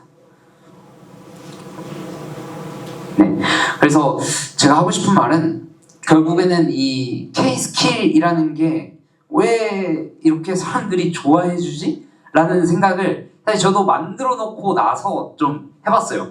그런데 이게 일상생활에 좀 접목되어 있어서 아닌가라고 생각을 했습니다. 그래서 처음에는 이제 코딩에서만 썼잖아요. 사실 뭐 작년까지만 해도 이제 대부분 뭐 클로드 코드는 많이 안 쓰고 뭐 대부분 커서를 쓰시던가 아니면 뭐 GitHub 코파일럿을 쓰면서 이제 코딩을 열심히 하는데 대부분의 개발자분들도 많이 썼는데 그러면서 이제 뭐 클로드 코드가 굉장히 퍼져나오고 뭐 코워크도 나오고 이러면서 뭐 인더스트리에도 많이 쓸 수 있겠다, 우리 산업 전반에서도 쓸 수 있겠다라고 된 것 같아요. 그래서 뭐 금융계 뭐 여러 가지로 쓸 수 있죠. 이제 예찬님도 퀀트 같은 거에 엄청 잘 쓰시고 계시니까 이런 인더스트리에도 물론 이제 적용이 되는 단계지만 저는 이제 그 너머로 이제 어떤 데일리 라이프에도 이게 너무 잘 적용이 될 수 있겠다라는 거를 보여주는 게 아마 이 K-스킬이라는 프로젝트가 아닌가 싶습니다. 그래서 뭐 우리가 원하는 거, 예를 들어서 오늘 행사를 예약하는 것도 굳이 저희가 루마에 들어가서 저희 정보를 일일이 다 입력을 하고 신청을 한 다음에 그거를 이제 메일로 신청이 허가되었다는 걸 받아가지고 그러면 나는 어디로 가야 되지? 양재역까지 가가지고 이제 사이오닉 AI로 가야 되구나 라는 걸 또 알아가지고 이제 그걸 다 하셔서 오셨잖아요. 근데 이제 그냥 딸깍으로 이제 뭐 예를 들어서 뭐 링크드인에서 여러분들이 이 행사가 열리는 걸 봤어요. 그럼 그냥 캡처한 다음에 그 가제한테 이제 야 신청해 하고 신청을 까먹고 있다가 이제 갑자기 가제가 뭐 오늘 아침에 알려주는 거죠. 여기 가야 됩니다. 오 그렇구나. 이러고 이제 오는 얼마나 편해요. 이제 그런 것들을 좀 상상을 해볼 수 있는 거죠. 그래서 저는 결국 궁극적으로는 이 인터페이스가 새로운 인터페이스가 나왔다라고 생각을 합니다. 그래서 원래는 이제 인터넷이 나왔을 때 이 웹페이지라는 인터페이스가 새로 나왔고 이 스마트폰이 나왔을 땐 모바일 앱이라는 인터페이스가 나와서 이제 앱 엄청 만들었잖아요. 이제 웹에는 당연히 닷컴법을 다들 아시는 이제 우후죽순 닷컴들이 생겨났고 지금은 이 우후죽순 클로들이 생겨나는 뭐 시기이기도 하지만서도 사실 클로는 이제 어떤 돌아가는 OS니까 그 안에 있는 어떤 그 앱들 이 클로가 어떤 것을 할 것인가들에 좀 초점을 많이 맞출 수 있지 않을까 싶어요. 그래서 이 클로를 그냥 오픈 클로라는 프로덕트 뭐 아니면 아이언 클로, 뭐 나노 클로 이런 클로들이 많은데 그냥 오픈 소스 내지는 이제 프로덕트다라고 보는 게 아니라 아예 새로운 인터페이스 AI 에이전트가 새로운 인터페이스다라고 이제 볼 수 있는 시각이 맞는 것 같습니다. 그래서 제가 K-스킬 만들면서 제일 많이 느끼는 거는 이 기존에 있던 서비스 중에 이 안티 에이전트한 서비스들이 있는가 하면은 에이전트 네이티브한 서비스들이 있어요. 그래서 제가 오늘 결국 말씀드리고 싶은 거는 에이전트 네이티브한 프로덕트를 만드는 게 좋다라는 걸 이제 말씀드리고 싶은데 그러려면 이제 안티 에이전트랑 에이전트 네이티브가 어떻게 다른지부터 이제 보면 알겠죠. 사실 이제 개발자분들 그리고 아니면 클로를 많이 써보셨거나 뭐 하네스를 깎아보셨거나 뭐 아니면 크롤링을 뭔가 해보셨거나 이러면은 되게 잘 알 수 있는 개념들인데 아니면 이제 알기 어렵기 때문에 조금 이렇게 설명해봤습니다. 일단 가장 힘든 건요 일단 로그인입니다. 그러니까 일단 로그인을 하면 단계가 늘어나죠. 로그인을 해요. 그 다음에 로그인을 했는데 우리는 지금 나오는 게 보통 두 가지 있습니다. 이제 본인 인증을 해야 되는 경우가 있고요. 아니면 이제 투팩터 어터피케이션이죠. 이제 이건 보통 외국에서 투팩터 어터피케이션 이제 OTP로 이제 인증을 하라 이런 걸 많이 하고요. 우리나라는 이제 패스앱으로 다 인증하죠. 패스앱으로 다 인증하는 이게 일단 에이전트들이 잘 못하죠. 근데 여기서 우리나라 사이트들 같은 경우에 진짜 무자비한 거는 시간 제한이 있어요. 그러니까 로그인을 해요. 그러면 이제 갑자기 15분부터 1초씩 줄어드는 거예요. 자, 너는 이제 15분 안에 이 은행 업무를 다 마무리를 해야 된다. 자, 근데 그 15분의 뜻이 뭐냐면요. 그 안에 이제 그 어떤 쿠키로 세션 아이디 같은 게 들어가요. 이제 로그인에 성공을 하면은. 야, 지금 로그인을 한 상태다. 그걸 보고 이 앱이 어떤 유저가 어떤 로그인을 한 상태라는 거를 아는데 그 말인 즉슨 그게 이제 우리 가제 이제 에이전트한테도 똑같이 적용되는 거예요. 그래서 이제 그걸 한번 로그인을 했다가 이제 그러면 자동화를 시켜야지 15분 뒤에 다시 로그아웃 됩니다. 뭐 방법이 없어요. 그럼 다시 로그인을 해서 패스 본인 인증한 다음에 다시 15분이 주어졌으니까 다시 이제 자동화 시작 이렇게 되는 거예요. 그러니까 자동화를 사실상 못한다고 보시면 됩니다.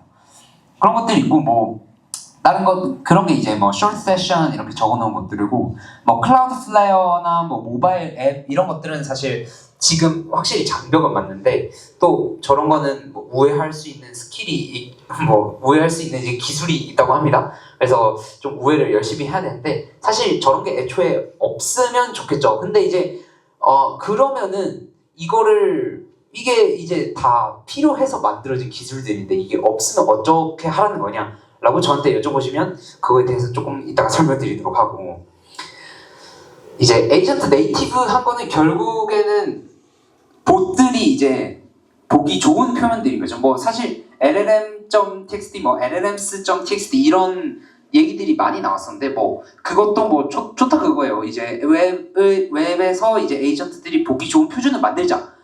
그런 시도는 정말 좋은데 사실 그럴 필요가 크게 없어요. 약간 CLI가 있는데 MCP를 만드는 그런 느낌인 거예요. 그래서 되게 제가 편했던 건 일단 오피셜한 API나 CLI가 있는 게 그냥 가장 베스트고 뭐 예를 들어서 스레드 자동화를 하는 경우에 스레드 API가 있으니까 굳이 이상한 짓을 안 해도 돼요. 그냥 API 쓰면 되고요. 뭐 X 같은 경우에 아마 유료로 판다고 알고 있을 텐데 뭐 유료로 오히려 이제 비즈니스 모델이 되기도 하고요. 그 다음에 이제 뭐 RLS 같은 거 굉장히 좋습니다. 제가 긱뉴스를 그 스킬을 하나 만들었는데 그냥 RSS에서 그냥 받아오면 끝나서 너무 편하더라고요. 뭐 여기 없지만 이제 웹훅 서버 같은 게 또 있겠고 또 이제 안티 에이전트 패턴 중에 프론트엔드를 계속 바꾸는 사람들이 있습니다. 예를 들어서 이제 네이버 스포츠 아니면 이제 링크드인 이런 데는 프론트엔드를 맨날 바꿔요. 이제 그러면은 계속 이제 패치를 해줘야 되는 건데 프론트엔드를 좀 가만히 놔두는 곳 것들 이런 것들이 이제 에이전트한테 되게 좋은 패턴들이라고 보시면 됩니다. 그래서 결국에는 이 에이전트들이 이제 에이전트 네이티브한 패턴들은 그냥 데이터를 JSON으로 받을 수 있는 곳이에요. 뭐 CLI 형태든 아니면 그냥 API로 그냥 JSON을 바로 뽑든 그 중에 이제 예시가 이제 제가 이제 KBO 경기 결과 이제 야구 경기 결과를 조회하는 스킬을 만들었는데 그걸 이제 뜯어 보시면은 그 엔드 포인트를 그냥 그대로 갖다가 경기 결과를 JSON으로 바로 받을 수 있거든요. 어딘가에 그분들이 문서화를 해서 정리해 놓지는 않으셨지만 뜯어보면 누구나 금방 파악을 할 수 있습니다. 그런 거는 너무 에이전트 네이티브하고요. 그것 때문에 이제 지금 야구 경기 결과 조회하는 스킬은 너무 안정적이고요. 정말 잘 되고 에이전트들이 너무 잘 쓸 수 있습니다. 그래서 아마 프로야구의 흥행에도 또 도움이 되지 않을까 이런 생각을 하는데요. 결국에 여기서 제가 하고 싶은 말은 데이터를 그대로 주고받는 거에서 이 HTML이라는 게 필요한가? 이 웹 표면이 인간이 보는 웹 표면에 정말 많은 부분들이 이제는 디프리케이트 될 수 있다. 아무 필요가 없다는 거죠. 그래서 원래는 데이터에서 HTML을 열심히 렌더링을 해가지고 이렇게 보여줬다면 그냥 그 데이터를 다른 에이전트가 조회를 해서 그냥 써버리는 게 어쩌면 인터넷의 미래가 아닐까 이런 생각을 했습니다. 네, 그 다음에는 이렇게 인터넷이 결국 에이전트가 계속 많아지잖아요. 그러면 이 사람을 위한 기능들, HTML을 렌더한다든지 뭐 투팩터 어센티피케이션 이런 것들은 다 장애물인 거예요. 그러면은 이 장애물이 있는 서비스를 에이전트 입장에서 볼 때는 에이전트가 이거를 똑같은 이제 서비스가 있다고 쳐봐요. 예를 들어서 내가 콜라를 구매를 해야 돼요. 근데 콜라를 구매하는데 A라는 사이트에서는 콜라를 구매하려면 온갖 방법을 다 써서 5단계를 이렇게 거쳐가지고 토큰 한 10만 토큰 써가면서 이제 구매를 해야 되고 요거는 API 요청 하나 날리면 딱 구매가 된다고 쳐봐요. 그러면 에이전트 입장에서는 당연히 얘들은 쉽고 빠르게 되도록 훈련됐을 거니까 빠른 길을 선택을 할 거란 말이에요.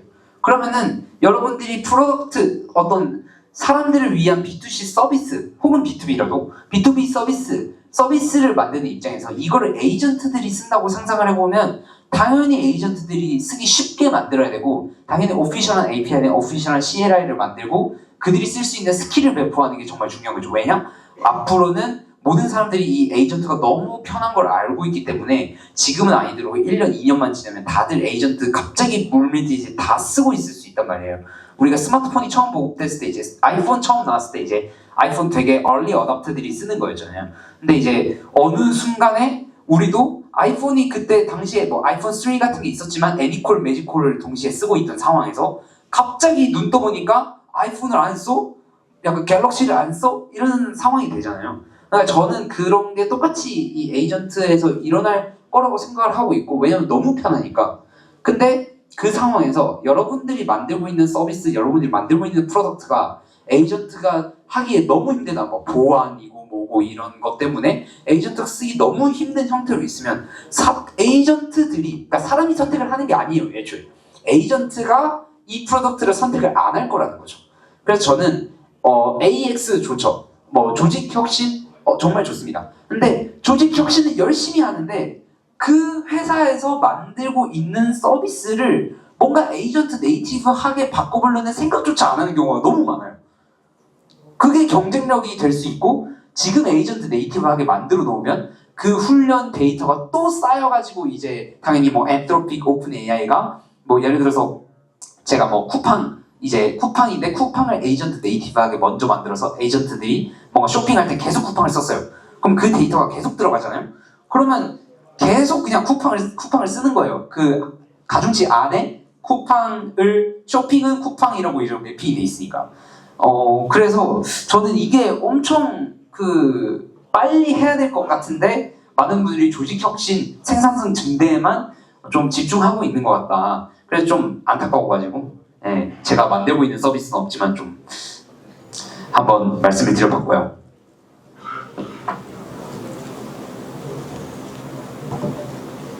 그 그 다음에는 짧게 하자면 로컬라이제이션. 제가 K 스킬이다 보니까 로컬라이제이션입니다.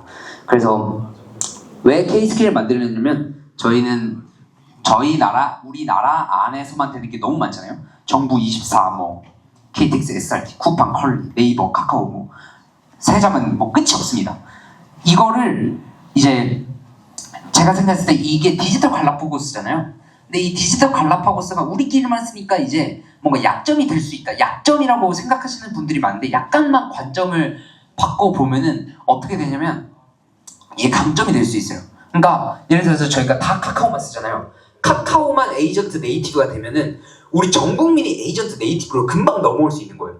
다 쿠팡 쓰는데 쿠팡만 에이전트 네이티브 되면 우리는 다 에이전트로 다 주문할 수 있는 거예요. 그게 너무 이제 기회의 땅이다? 어떻게 보면 그렇게 좀 저는 보입니다. 근데 이제 우리나라 뭐 액티브 X니 뭐 이제 패스 인증 뭐 이제 뭐 그 보면 이제 제가 말씀드렸던 이제 그 카운트다운이 있는 뭐 로그인 이런 것들이 너무 많아요.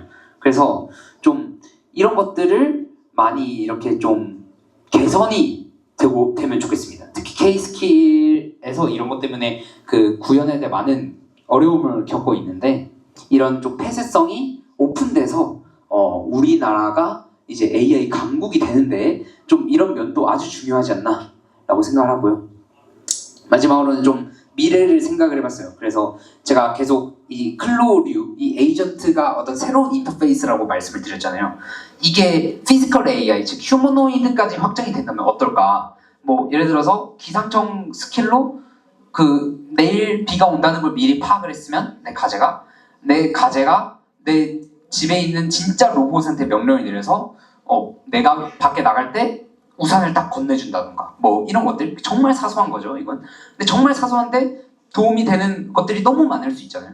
그래서 지금은 IoT 연결해서 쓰는 분들도 많은 것 같은데 앞으로 이게 로봇에까지 연결되면 어떨까 이런 생각을 좀 해봤습니다. 정말 큰 잠재력이 있을 거라고 생각하고 그 잠재력을 여러분들도 상상을 해보셨으면 좋겠습니다. 네, 여기까지 하도록 하겠습니다. 혹시 K-스킬의 스타를 아직도 안 누르셨다면 한 번씩 부탁드립니다. 네. 그리고 질의응답을 시간이 있으면 받도록 하겠습니다. 한 개만 바뀌었습니다. 제일 빨리 되셨습니다. 네, 안녕하세요. 되게 너무 좋은 그 패러다임 시프트인 것 같아서 너무 멋지게 잘 들었고요. 근데 그 말씀하시는 그런 어떤 이상적인 세상이 이제 실현이 됐을 때 저는 계속 보안이라는 단어가 계속 머릿속에 떠나질 않더라고요. 그러면 이런 시대의 보안은 어떻게 생겨먹었을까요? 혹시 거기까지 생각을 해보셨는지 궁금합니다. 그러니까 저는 에이전트를 그러니까 약간 인격체처럼 거의 대우가 그러니까 그러니까 본인 인증을 하잖아요. 저희가 지금 내가 난데 나 김동규인데 라고 이제 인증을 하는 게 뭐 패스 인증이나 뭐 이런 게 많잖아요. 에이전트도 나 김동규의 에이전트인데를 뭔가 완벽하게 그 보안적으로 나 김동규의 에이전트다를 할 수 있는 그런 로직이 구현이 돼야 되지 않을까라고 생각을 하고요. 근데 이거 이상향이잖아요. 네. 뭐 근데 저는 솔직히 말해서 보안에 대해서는 진짜 일자 무식이라서 그것까지는 이제 생각을 잘 못하고 있고 다만 보안을 잘 해주시는 분들이 이게 필요하다는 것을 공감을 하고 열심히 연구를 하셔서 뭔가 프로토콜이 나오거나 이제 이러면은 너무 행복하겠다라는 생각을 정말 많이 하고 있습니다. 얘가 마치 지금 태어난 사람처럼 스스로 계속 컨텍스트 처음부터 쌓아가면서 하는 그런 구조여야 할 것 같고 그게 과거의 법인이라는 형태로 만들어졌다고 생각을 하는데 AI 시대에 새로운 AI인이 만들어지는 그런 제도가 있어야 된다고 생각을 합니다. 네, 그런 게 한국에서 K-스킬에서 만들어주시면 네, 이제 이거 돌아가고 있는 건가요? 아, 네네. 안녕하세요. 저 이제 오마이 코덱스에서 코어 메인테이너 하고 있는 하도윤이라고 합니다. 또 이제 연규, 벨만 저하고 이제 준호, 그다음에 웅기까지 해서 5명 정도가 저희 메인테이너를 하고 있는데 저희 뒤쪽에 운기 친구도 있는데 앉아있어서 안 보이네요.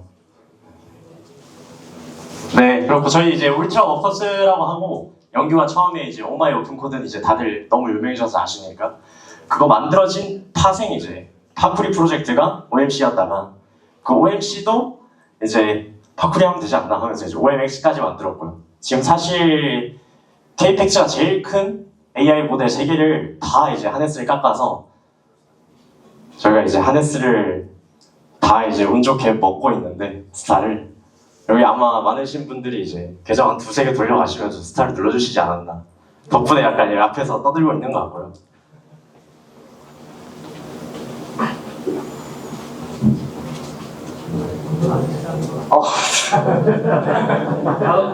아, 좋습니다.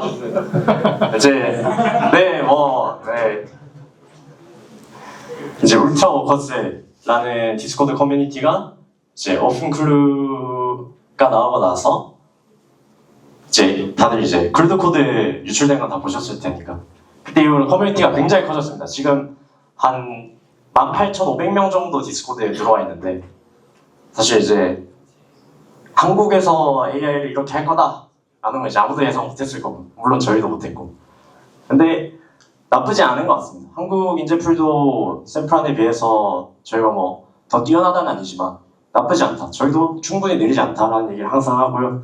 네, 저도 이제 그 약간 일전에 동규 형이 OMX 옷 입고 오신 것처럼 저도 노마다마스에서 저는 이제 집이 없어서 강제 노마드를 하는 사람인데 다들 이제 노마드를 꿈꾸고 있는 분이 있으시다면 여기 이제 민성 형이 설명해 주실 노마다마스에 대해서 들어보시면 좋을 것 같습니다. 네. 안녕하세요. 네, 노마다마스에서 같이 오픈소스 빌딩 하고 있는 진민성이라고 합니다.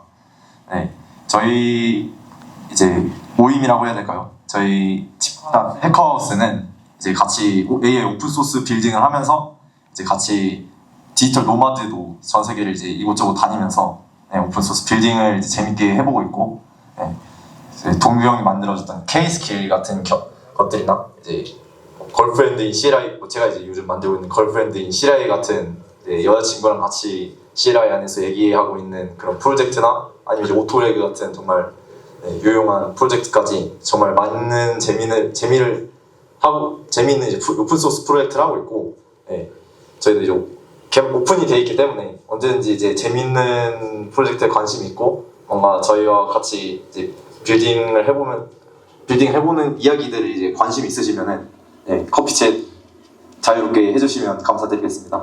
네, 감사합니다.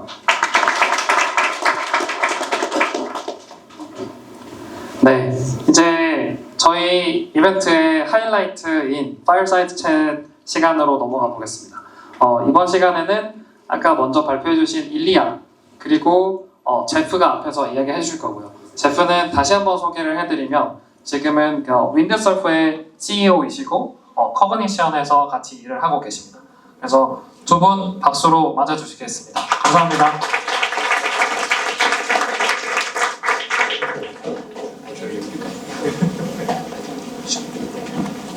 그리고 커그니션에서 FDA로 일하고 계신 저희 규환님께서 실시간으로 통역을 도와주실 거니까 편하게 질문해 주시고 진행을 하겠습니다.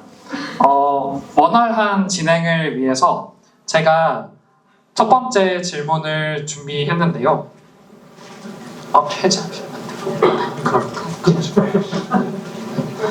그래서 제가 먼저 첫 번째 질문을 할 건데 원활한 질문과 여러 가지를 위해서 이제 마이크를 분배하겠습니다.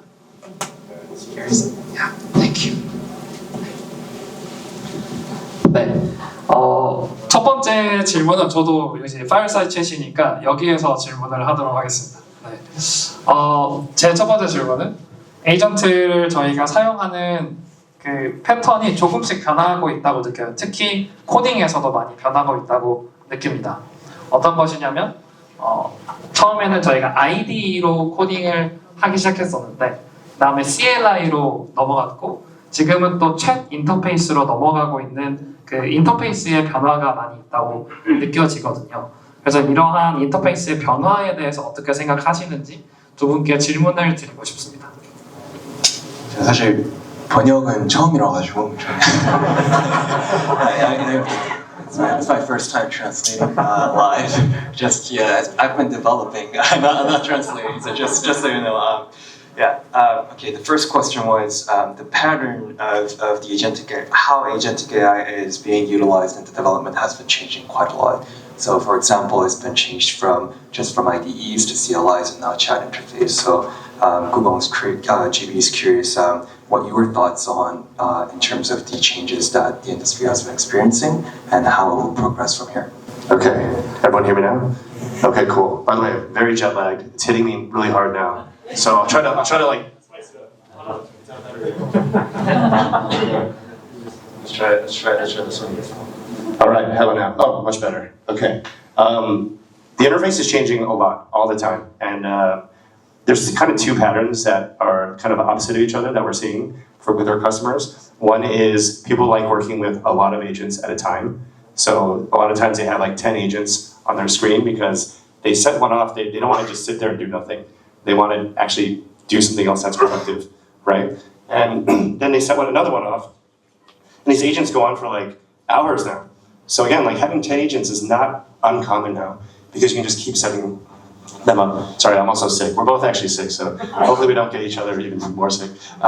And by the way, like we just released Windsurf 2.0 today, and it is like leaning into this aspect of having lots of agents running at once. So you have like agents on a Kanban board, you have local agents and remote agents, agents in the cloud.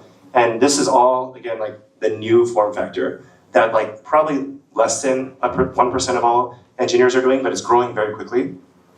The other form factor is actually event-driven agents. So agents that are automatically set off if a bug is reported, or if a vulnerability is found, an agent automatically goes and fixes it.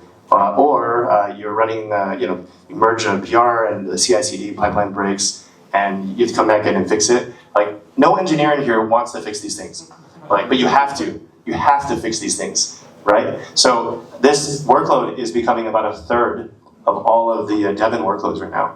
So this is a massive, massive workload that probably nobody in this room was thinking about, right? So those are two that I've noticed that are growing very quickly. Yeah, I mean, I agree.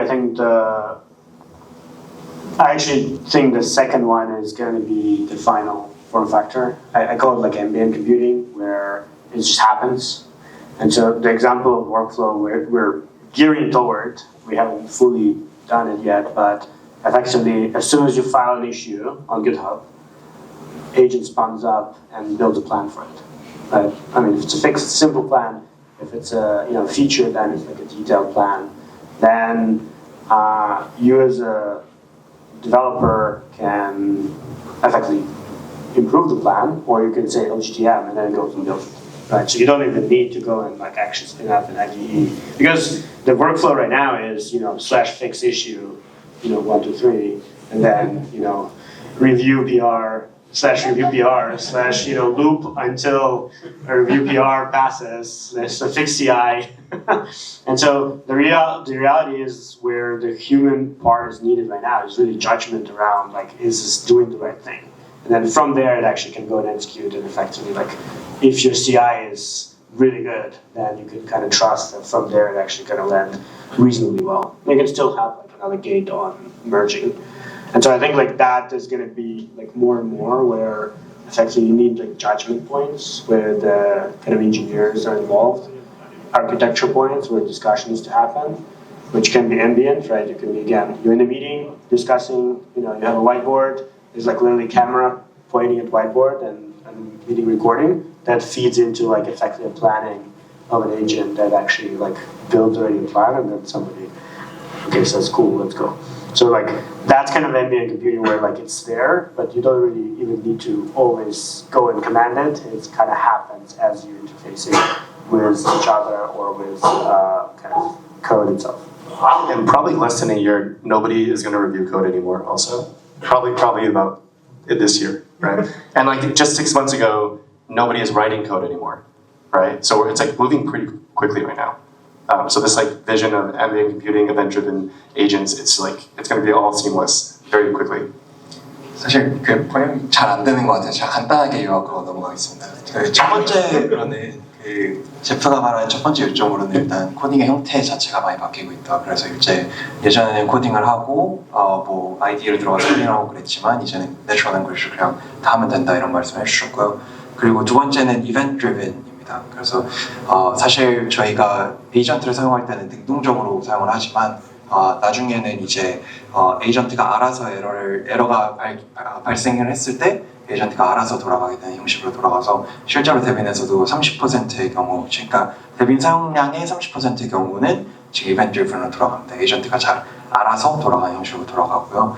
그래서 이제 일리아 님께서 말씀해주신 부분도 비슷한 부분이 이제 앰비언트 에이전트라는 것이 이제 우리가 직접 돌리는 에이전트가 아닌 이제 자기가 알아서 판단하고 돌아가는 형태를 말씀해 주셨고 그 중에 얘 중 하나가 이제 에러가 생겼을 때 이제 프리 리퀘스트 같은 경우에도 CI/CD가 돌아가면서 이제 에러 같은 것들을 확인했을 때 알아서 해결을 하는 부분에 대해서 말씀해 주셨습니다.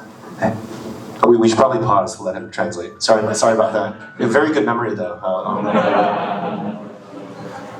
I try my best.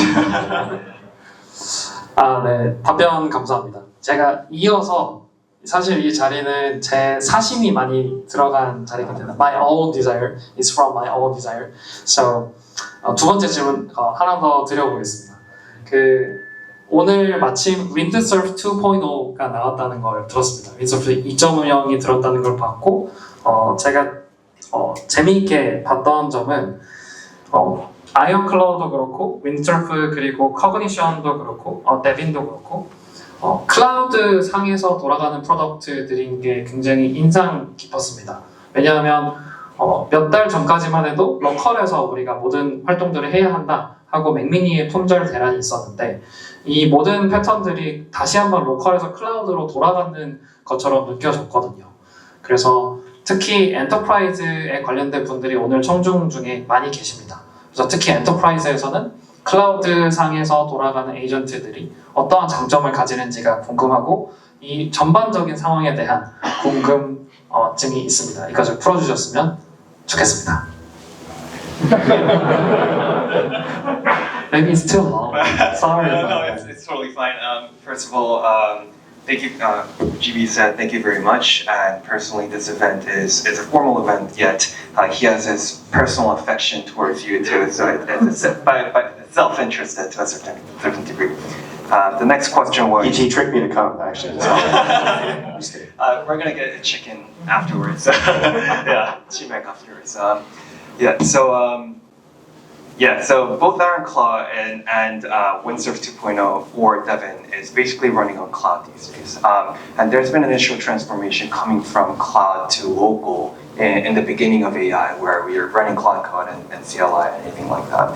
Now it seems like we're going back to cloud. First of all, I'm curious of your thoughts in terms of the general phenomena, as well as what the implications would be on the enterprises. I think it's a really big enterprise problem to have, like, let's say everybody in here, we're all in the same company, and I want to solve all my biggest projects. I have a budget to solve these very big burning projects, and I give open cloud to everybody. Now, I have no idea what is going to happen, right? It is like, not just the security issues, but like consistency around like what the setup is like, what dependencies, what code bases it has access to, and just going like, giving everybody access to like a very customized agent is like not very enterprise like, right? I think like in personal use cases it actually makes a lot of sense. But what we do for Devin is we actually have enterprises set up like a minimum viable cloud. Like you basically set up an environment that has access to change code, has access to databases, and has access to certain MCP servers and skills that can pull and investigate so that you can actually write the correct code. The second part of it, though, is the VM itself is more than just like a container. It actually can run applications. It has a web browser, and it can like verify the code as well. So let's say you like use Devin to write a feature. It goes and verifies the feature works. It runs unit tests. It can even pull up again like a web browser or mobile app, see if everything looks correct. Send a recording back to the human. Then obviously you do the review and the PR. All this is, again, very, very enterprise focused, but having that specific use case I just talked about and multiplying that to thousands of engineers is very hard to scale with just like a cloud format, right? So if you have you have a setup of hundreds of thousands of repos in some of our customers' cases and access to the data, and you want to give it to every employee, that is something that having it in the cloud fixes. And then each employee can also run, again, 10 or more agents at a time. Also, again, in the cloud, running through all these features. A lot of times they do like big migrations, again, bug fixes, things that are very predictable and verifiable. But that is the reason why we have the philosophy of running it in the cloud. And actually, Devin was the first cloud agent, and Windsurf was the first agentic IDE also. So it's really cool that I feel like we're defining a little bit of like how the enterprise motion is going, right? The translation was good enough on this one, so I think we can get it. No, it's not because it was long. It's not yet. Yeah, I mean, for Iron Claw, we kind of took an approach that we want to give the user the option. And so it can run locally. You can turn off all the safety and go nuts with it, right? And, effectively rely on like 3 other layers of security to protect you. Or you can sandbox everything locally, or you can run a multi-tenant instance that is in the cloud and effectively isolate everyone into separate sandboxes and really gives kind of full security for this. So it's really about optionality. It is open source project, everybody can contribute, and we can really create this environment where you can kind of have the same experience across local and kind of these hosted versions. But indeed, when it goes to companies and especially when you go to and you want to give this to your users as a company, not just your employees, but actually to your users, you need a environment where you can like deploy and control what kind of things people can do. And so you need kind of an orchestration and an admin panel and kind of configuration settings and some set of guardrails on top that you can apply. And so that's really, I think like long term, I actually think individual instances like will be just pre-bundled on our phones and on our computers. Like I actually really think this is the next operating system. And so like you will just boot into a Claw style operating system, and that's the only thing you need. You're not gonna have a browser, you're not gonna have apps, you're just gonna like, you don't even need to talk to it. It will just like, start doing stuff on the background. But again, when you talk about, a factory, they still need their own agent that's actually gonna operate the factory. And, there are gonna be people and other agents who are gonna be contributing to it. So that needs a whole system for that. So think of this as kind of a spectrum, and we wanna offer tools for that spectrum. I think it was good for yours as well, yeah. I was reading the translation. 네, 저도 잘 이해했고 티로팀 감사드립니다. Thank you for the Tiro. 이제부터는 자유롭게 질문을 받아보려고 하는데요. 질문 있으신 분들은 이제 손을 들어주시면 제가 질문을 드리러 가겠습니다. 그 질문을 이렇게 많이 주실 줄 모르고 또 한 명의 질문자를 미리 섭외했습니다. 그래서 먼저 이분 질문을 하시고 그 다음에 이제 자유롭게 파이어사이드 챗으로 넘어가도록 하겠습니다. 네. 요새 클라우드나 GPT가 코딩을 점점 잘하게 되면서 아이언클로 같은 에이전트들이 이제 능동적으로 코드를 작성하고 있는 것 같은데, 저는 아까 말씀해 주셨듯이 퀄리티 게이트나 이런 게이트는 평가하는 것들은 사람이 아직 좀 작성해야 된다고 봐서 저는 아이디에 들어가서 어떤 파일이 수정됐는지 보고 얘가 어떻게 파일을 수정을 했는지 좀 검토하는 편인데요. 근데 요새는 에이전트들이 점점 코딩을 잘하니까 사람들이 이제 파일을 볼 필요 없고 에이전트한테 맡기고 얘가 수정하는 걸 믿자라는 방향으로 많이 가는 것 같아요. 그래서 요새 X나 스레드를 봐도 새로운 IDE가 필요하다고 생각하는 사람들이 많은 것 같은데, 혹시 이런 방향에 대해 어떻게 생각하시고 윈드서퍼는 또 이런 것들을 어떻게 녹일지 살짝 궁금합니다.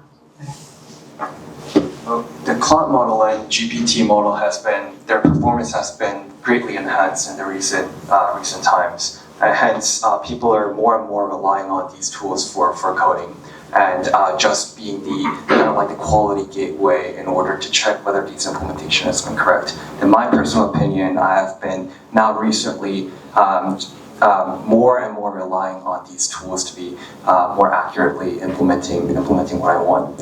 I'm curious whether what your thoughts are on how the agentic IDEs or any other AI tools will change due to this kind of trend. Yeah, I mean, the first thing is like with Windsurf 2.0, it's an agent command center now, right? So if you're using Claude Code or Codex in isolation, you're kind of like trending towards that format. And with Windsurf, again, like there's a lot of other factors of like you're controlling lots of agents, but you're also having multiple types of agents, like local, cloud. You can use Codex, you can use other models that you choose. One thing that's actually a trend, again, maybe I don't know if everyone notices this, is it's very expensive. And Anthropic is like just doubled the price just yesterday, I think. They're charging API pricing for the subscription cost now too, right? So what's happening is I'm starting to get into CFO conversations, and they thought they were going to spend $1 million for the coding tools, and then they realized it's actually last month was $10 million. And that means in the year it's trending towards over $100 million, right? So this is becoming a really big factor too. I don't think it's sustainable for every organization. Like think about it, if you have 10,000 developers, they're trending towards like $5,000 a month each. Like that's the trend right now. It's like growing. That's like $600 million, right? So what I predict is another trend is these other like types of models, like open source models. At Cognition we have a whole bunch of models as well, a coding model, a search model, a bug checker model. But going towards like cheaper models is another trend that you might not notice if you're only using Codex or Claude Code, right? So that's probably some other, like outside of the agent command center, the optionality for cheaper models is another factor as well. 네, 사실 좀 느린 것 같아가지고 그래서 지금 비용이 너무 많이 든다라는 이야기가 나왔고요. 그리고 600 million이면 6억 달러 정도씩 이제 성장하고 있다라는 말씀을 해주셨고, 그래서 이제 오픈소스 모델이나 자체적으로 생성하는 모델 쪽으로 트렌드가 생기지 않을까 하는 말씀을 해주셨습니다. Yeah, I think I agree. There's some threshold that was crossed. I think last November when 4.5 and I guess like 5.2 probably GPT, and the kind of the quality of reasoning and ability to use code and these coding tools jumped. And since then we see obviously you can just talk to a computer. At the same time, it does a lot of wasteful work, right? It kind of you use the high effort, for example, for like fixing a small bug, and so there's definitely an optionality where you actually have smaller models or specialized models, as you were saying, to do specialized work. I think this is where actually the harness itself, being able to learn and optimize, not just based on quality, but also based on cost, will become really a dramatic improvement. And I don't know if either Claude Code or Codex actually have that as a goal for their users, because they literally are maximizing the consumption on their side. So I think like this is where actually open source has a dramatic hand to build these harnesses who can learn and optimize and kind of route to the right models. And just important note, do not route to random services that are capturing all your data and rewriting all your queries. So yeah, make sure that those are ideally verified, and or all of this is done ideally on your harness side as well. So you can have smart routing, you can have all this functionality directly in the harness itself. 네, 준영님 앞에 계신.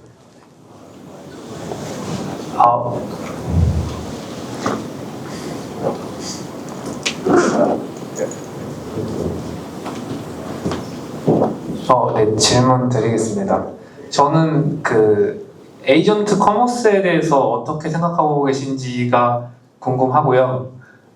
지금 니어의 경우에는 블록체인 네트워크도 가지고 있고 또 에이전트 이번에 아이언클로우에서 T도 지원을 하는 걸로 알고 있는데 그 트러스티드 익스큐션 인바이러먼트에서 그 암호화폐 지갑 프라이빗 키 같은 것도 넣어서 뭔가 결제 시스템이라든지 이런 것 도입에 대한 것도 생각을 하고 계신지에 대한 랜드스케이프가 궁금했고 또 이런 에이전트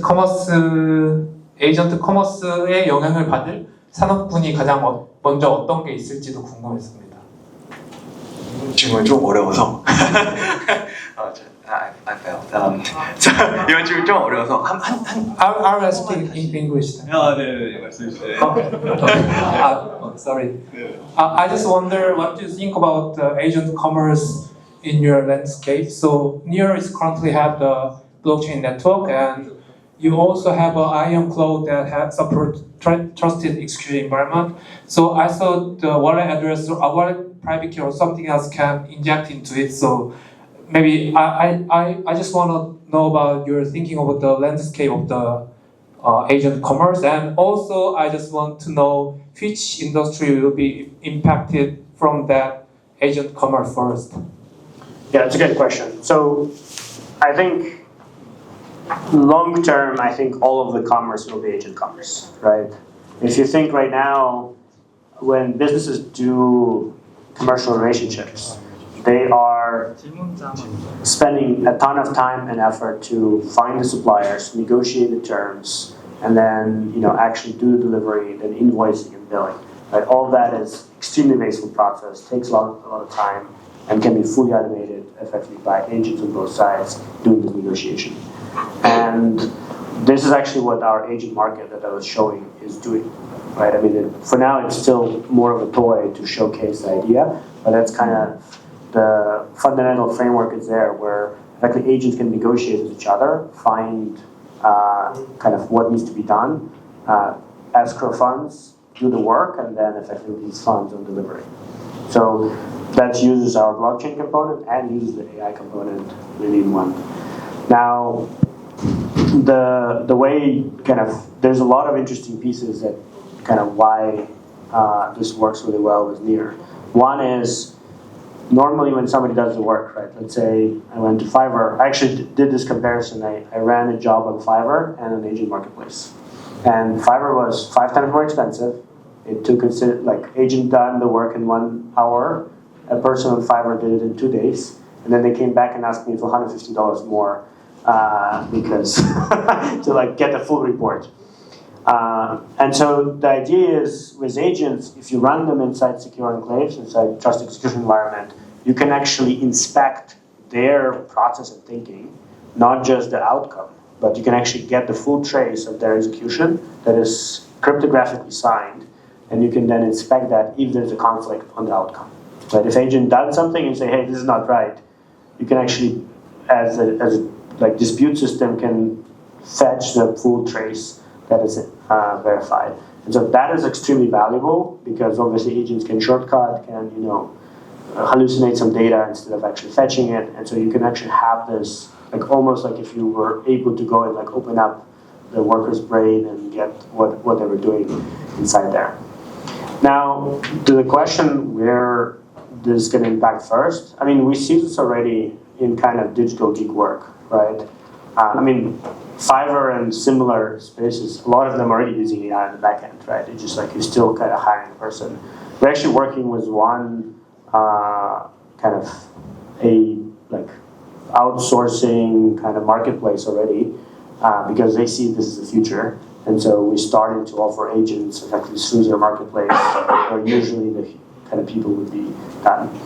So I think that digital gig work, because it's individually packaged, it's some piece of work, right? So marketing and copy, video editing, some building a small script to scrape something, right? All of those things already can be done. Insurance claims, so one of the kind of use cases we see people already doing. So those are kind of first use cases, but I think where this is going to be really interesting is when goes into like supply chain and logistics and like procurement, where right now there's a massive amounts of just like logistical waste and suboptimal solutions because people just cannot process that data very well, and agents can.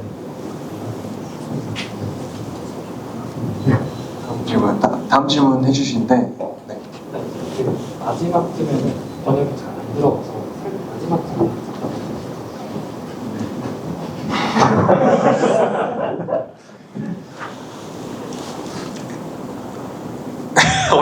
어려울 것 같은데. 네. 다음번에 잘해보도록 하겠습니다.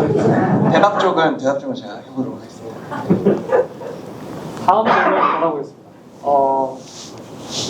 네, 제 앞에 계신 분한테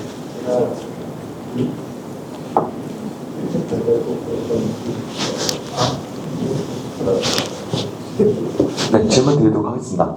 그 세 번째 발표해 주신 김동준님께서 이제 AI 에이전트가 추후에는 물리적인 육체를 얻어서 휴머노이드와 같이 사람과 상호작용을 할 것이다 라고 말씀을 해주셨는데요. 저는 이제 이 에이전트를 이제 다루는 입장에서 물리적인 육체를 가진 이제 인간과 상호작용할 수 있는 그런 분야에 대한 비전이 있으신지 여쭤보고 싶습니다. 이번에는 저희 전문 통역가분이 계셔서 통역을 해주실 건데. 네, 사실. interpreter here, so 네, get interpreter for 네, 통역한 지 한 10년 되긴 했는데 earlier we actually listened to Jeff Kim talk about how there will be a day where AI will actually come into the physical world and start interact with us in the physical world, IRL if you will.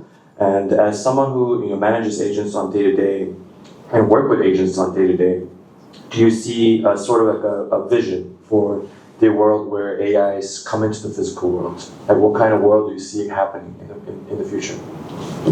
I mean, the biggest things will be to solve the biggest pain points. We already have robots, self-driving cars today, right? So like that's a pain point. People don't really want to drive for very long periods of time. And I think you'll just see more and more use cases that like robotics and other use cases are just going to solve. I think that's just the most simple answer that I can give, I guess. Yeah, I mean, there's like, for example, a really cool robot which is loading things on the docks, right? This is like a massively kind of important job, but at the same time, it's very mechanical, and at the same time, it needs like AI to understand the layout, the constantly changing layout of ports, and it's a very specialized robot. It effectively like plugs in on existing like loading systems, and like it doesn't have a body, right? It's like a thingy that you plug in on the controllers of the loading systems. I think there's another case, like anywhere, we already see this on factory floors, especially in US. Nobody wants to work, right? So on factories, and so more like it is all automated, robotized. There's a startup actually that's really cool. They are robots outstaffing. You effectively say, hey, we need this many robots for this long, and they just bring them, set them up, and get them running, and you just pay them hourly wage, right? And so, and effectively you pay minimum wage in California, which is like whatever, $17, and that's like you get effectively a body force that works 24/7, and they do all the maintenance and like learning, upgrades, etc. So like that's already deployed. This is already in kind of production. It just keeps scaling. I think the humanoids is where everybody's kind of imagination goes. My thesis is always humanoids are only needed when you need to deal with other humans. Like there's no need to do them on factory floors. There's no need to do them with in ports, etc. When you do need retail, when you need like a Starbucks barista, that's when you need a humanoid, because it's a highly kind of volatile space, a lot of dexterity, and we're probably not going to replace every single one, right? It's going to be like a mix of person and robots first, and so retail, kind of those types of things. And then there's really cool actually. SK made a robot which is its form factor is like actually moving around. Like vase format, and it's really about kind of healthcare and elderly care. It's really about detecting the like how are you feeling, detecting all kind of biometrics and really kind of providing fresh air. And so like there's other form factors as well which are kind of can present really interesting kind of augmentation to our life that we don't usually think about. 네, 뭐 간단하게만 설명을 드리자면 이제 로봇이 AI에 미치는 영향은 당연할 거라고 말씀을 해주셨고 그리고 세 개의 사례를 말씀해 주셨는데 첫 번째는 물건 적재를 하는 그런 물건 적재를 하는 사례를 먼저 말씀을 해주셨고 또 두 번째는 이제 두 번째 뭐지? What was the second use case? 두 번째 제가 적으셔야죠. 네, 부탁드립니다. 네. 좀 이어받아서 통역을 하면은 지금 일리아님께서 말씀하신 게 이제 로봇이 당연히 영향을 많이 미칠 거다라고 말씀을 해주셨고 그 전에 이제 제프님이 말씀하신 것부터 말씀을 드리면은 이미 미국에서는 자율주행차가 이미 확산이 되어 있고 굉장히 오랫동안 사람들은 운전하기 싫어한다라는 페인 포인트를 해결해줬기 때문에 이 부분이 이제 해결을 했고 미국에서 급격하게 확산하고 있다는 것 자체가 앞으로 갈 방향 보여준다고 말씀하셨고요. 그리고 일리아님께서는 이제 세 가지를 말씀하셨는데 첫 번째는 지속적으로 항구에서 변화하는 레이아웃 안에서도 그 적재를 할 수 있는 시스템이 계속 돌아갈 수 있는 것과 그리고 또 하나는 말하자면 일종의 그 파견 근로자를 로봇으로 받는 곳인데 이제 캘리포니아 기준으로 최저임금이 시간당 17불이라고 해요. 그래서 시간당 17불을 내면 로봇의 그 노동력이 와서 24시간 동안 주 7일 계속 일을 해주고 있고 그리고 이거를 파견해주는 회사는 실제 관리나 아니면은 스케일링까지 다 관리해준다고 합니다. 여기서 되게 중요한 포인트는 이제 본인이 갖고 있는 태제 자체는 휴머노이드가 필요한 것은 그 인간이랑 인터랙션이 있을 때만 그 외에는 불필요하다고 생각을 하고 그렇기 때문에 소매 같은 경우에는 더더욱이나 사람 휴머노이드 같은 모습이 보여야 될 수 있지만 그 외에는 괜찮다고 합니다. 이제 SK에서도 얘기를 하는 것이 이제 좀 많이 좀 쿨한 로봇을 이제 찾았다고 말씀을 해주셨는데 그때 헬스케어나 아니면은 그 고령자분 케어하는 데 있어서 우리의 인생에 어떻게 하면은 더 할 수 있는지를 보여준다고 하네요. 감사합니다. 네, 시간 관계상 딱 한 가지 질문만 더 받고 그 다음 네트워킹 시간으로 넘어가도록 하겠습니다. 그래서 네. 죄송해요. 안 껐어요. 죄송해요. 네. 그래서 질문 손 들어주시면 수고해주신 번역해주신 통역한 대가로 질문 하나만 가져가겠습니다.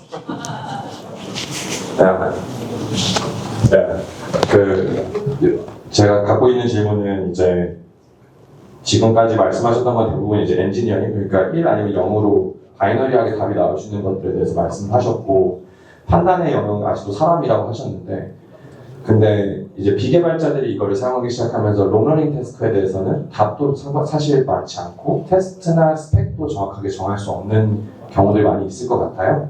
이런 업무들이 실질적으로 대체가 가능하고 에이전트들이 이걸 다 할 수 있는 시대가 올 거라고 생각하는지 현재 LLM의 진행 방향에 있어서 어떻게 생각하시는지 궁금합니다. So let me just continue right ahead with my English. So I'm not a technical person. I'm more of a product guy, and definitely comes from a non-technical background. And I wanted to know your views on what the future of work looks like for non-technical stuff. Because earlier you've talked a lot about Devin. You've talked about Ironclaw's ways to essentially bring up Python scripts, which are acting as tools. These might work in test-driven environment or spec-driven environment, but when it comes to non-technical work, it's actually very hard to set clear boundaries on what is a successful test looks like. And I'm sort of working with that and being very frustrated with that, working with agents on a daily basis. I was wondering if you guys had a secret sauce for sort of working through that, or do you think that's like a structural limitation of these LLMs as they are today? Do you have a few examples, by the way, like what kind of tasks you try to do? Sure. I think a lot of things that you probably saw hyped on X, like you can maybe automate cold emails, personalized cold emails to your potential customers, working through some design questions as a product manager, stuff like that. But all of these are where AIs are very good at is repeated tasks, then the test is there. But if it's a judgment task, I don't know if AI agents are good enough thinking partners for us, at least on the non-technical side. I'll get your take on that. I think first of all, like, code is very good with AI because you can verify if the code runs. You can actually rank how good the code is. You can score it and then put it back in the model, and you can generate like infinite amount of code over and over again to make the models better. With human judgment tasks, you can't really do that, especially even with like just text. Like how do you know which text is better? Like we used to have like humans verify which is better, but we're at the point where you actually do need some human element, human taste, and human judgment. And I think the future of work is going to be maybe one layer of abstraction higher. So instead of saying like I need to write this email to a bunch of people to update them, you probably just tell an agent that like the team needs to stay updated, and then it automatically will know when to send the email and figure out like the right parameters around it. So I don't think we're going to get to the point where it's going to be you. It's going to probably be more templated and sound like more like an AI for a little while longer, at least until they figure this out. But I think I guess like the tips around it is setting up like very good guardrails for success and being able for the AI to know that it did a good job. So like when you give an instruction, maybe it is like someone replies to the email saying like thank you, like something for the AI to know that it did a good job. Otherwise, like it is going to be just human judgment and giving a bunch of tasks that you have no idea if it did well. So that's I guess one side of it. Yeah, I would double down on that. So in Ironclaw, we have this concept of missions, and so mission has a goal. And the types of goals, for example, I've been testing it with, grow my Twitter presence, right? And so when you say that, what it does, it actually goes in like, oh, I should have a market analysis based on what are the Twitter trends. It should go like, hey, what are the threads I should respond to? And so it creates a whole plan out of that, but I gave it effectively the outcome I want. And an outcome that is measurable, that it actually can go and iterate on. It can effectively experiment. So in a way, missions are actually like designed like auto research style, where it can go and iterate, and kind of if you have some goal that's either measurable, or at least like evaluatable by LLM, it can go and iterate on and try new things and kind of inspect, and it will come to you back and like get your approval for like actual tweeting and actions. But I think that's kind of the mindset I would aim for. Is like I think a lot of times right now people use AI to automate a task. What you want to automate is outcome, and outcomes usually are measurable. And so you should be really aiming for that, and then let LLM start and go and figure out how to do this. So like sending cold emails is not the goal. This is the task. The goal is like get more customers. And so like give it the goal and let it go and figure out who to send it to and iterate and try new copy, etc. and see like what converts. So that would be like generally the mindset I would use for like non-technical. It's like what is the goal you're trying to achieve and work back, like let LLM work backwards with you to get there. Yeah, actually I was in the back, we had a Devin that was scanning for emails for executives in another Asia country, because we're throwing an event in a week. And the goal would be like, we need like 30 signups, right? So then that way the agent can keep iterating until it gets that end state. So that's like an example again to, instead of sending code out on email, what is the actual end state? And then keep iterating until you get there. Of course you can get in trouble if it sends like a million emails, but that's the habit you should have.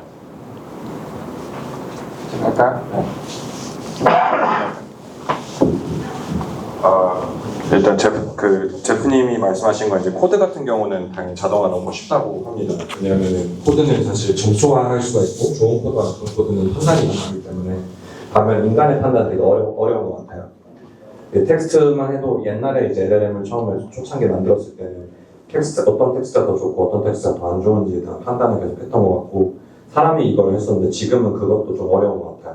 우리가 조금 더 높은, 한 단계 더 높은 추상화 단계에서 일을 하지 않을까. 제가 이메일로 이제 팀을 업데이트해야 된다라는 목표를 세웠을 때 지금까지는 AI한테 매번 이메일 보내줘 라고 하는 게 아니라 앞으로는 처음에 앞으로 팀이 이메일로 계속 업데이트 받아야 돼 라고 하면은 알아서 알잘딱깔센으로 이메일을 보내는 세상이 오지 않을까 하지만 그렇다고 해서 이제 이 AI 에이전트가 제 트윈이 되는 건 디지털 트윈이 되는 건 아니고 앞으로도 AI 문제는 한동안 날 거라고 하네요. 그리고 일리아님은 이제 아이언클러에서도 이제 미션은 이제 고를 갖고 목표를 갖고 있고 그 목표는 지표로 갖고 있다 보니까 그 실제로 이제 저희가 측정 가능한 지표를 목표로 세팅을 해주느냐가 되게 중요하다고 합니다. 태스크를 자동화하려는 게 아니라 그 목표 달성 자체를 자동화하는 게 되게 중요하고 여기서 이터레이션 돌릴 수 있는 게 가장 중요한 포인트지 않을까라고 하네요.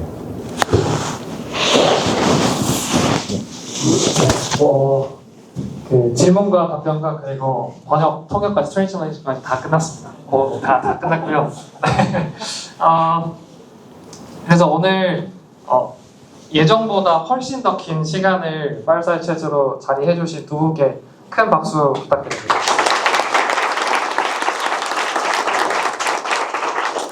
네, 그리고 또 같은 긴 시간 동안 번역에도 힘써주신 교환님이랑 저희 갑자기 등장해주신 제가 그래서 성함을 지금 모르지만 나중에 꼭 인사를 드리면 두 분께도 짧은 박수. 네.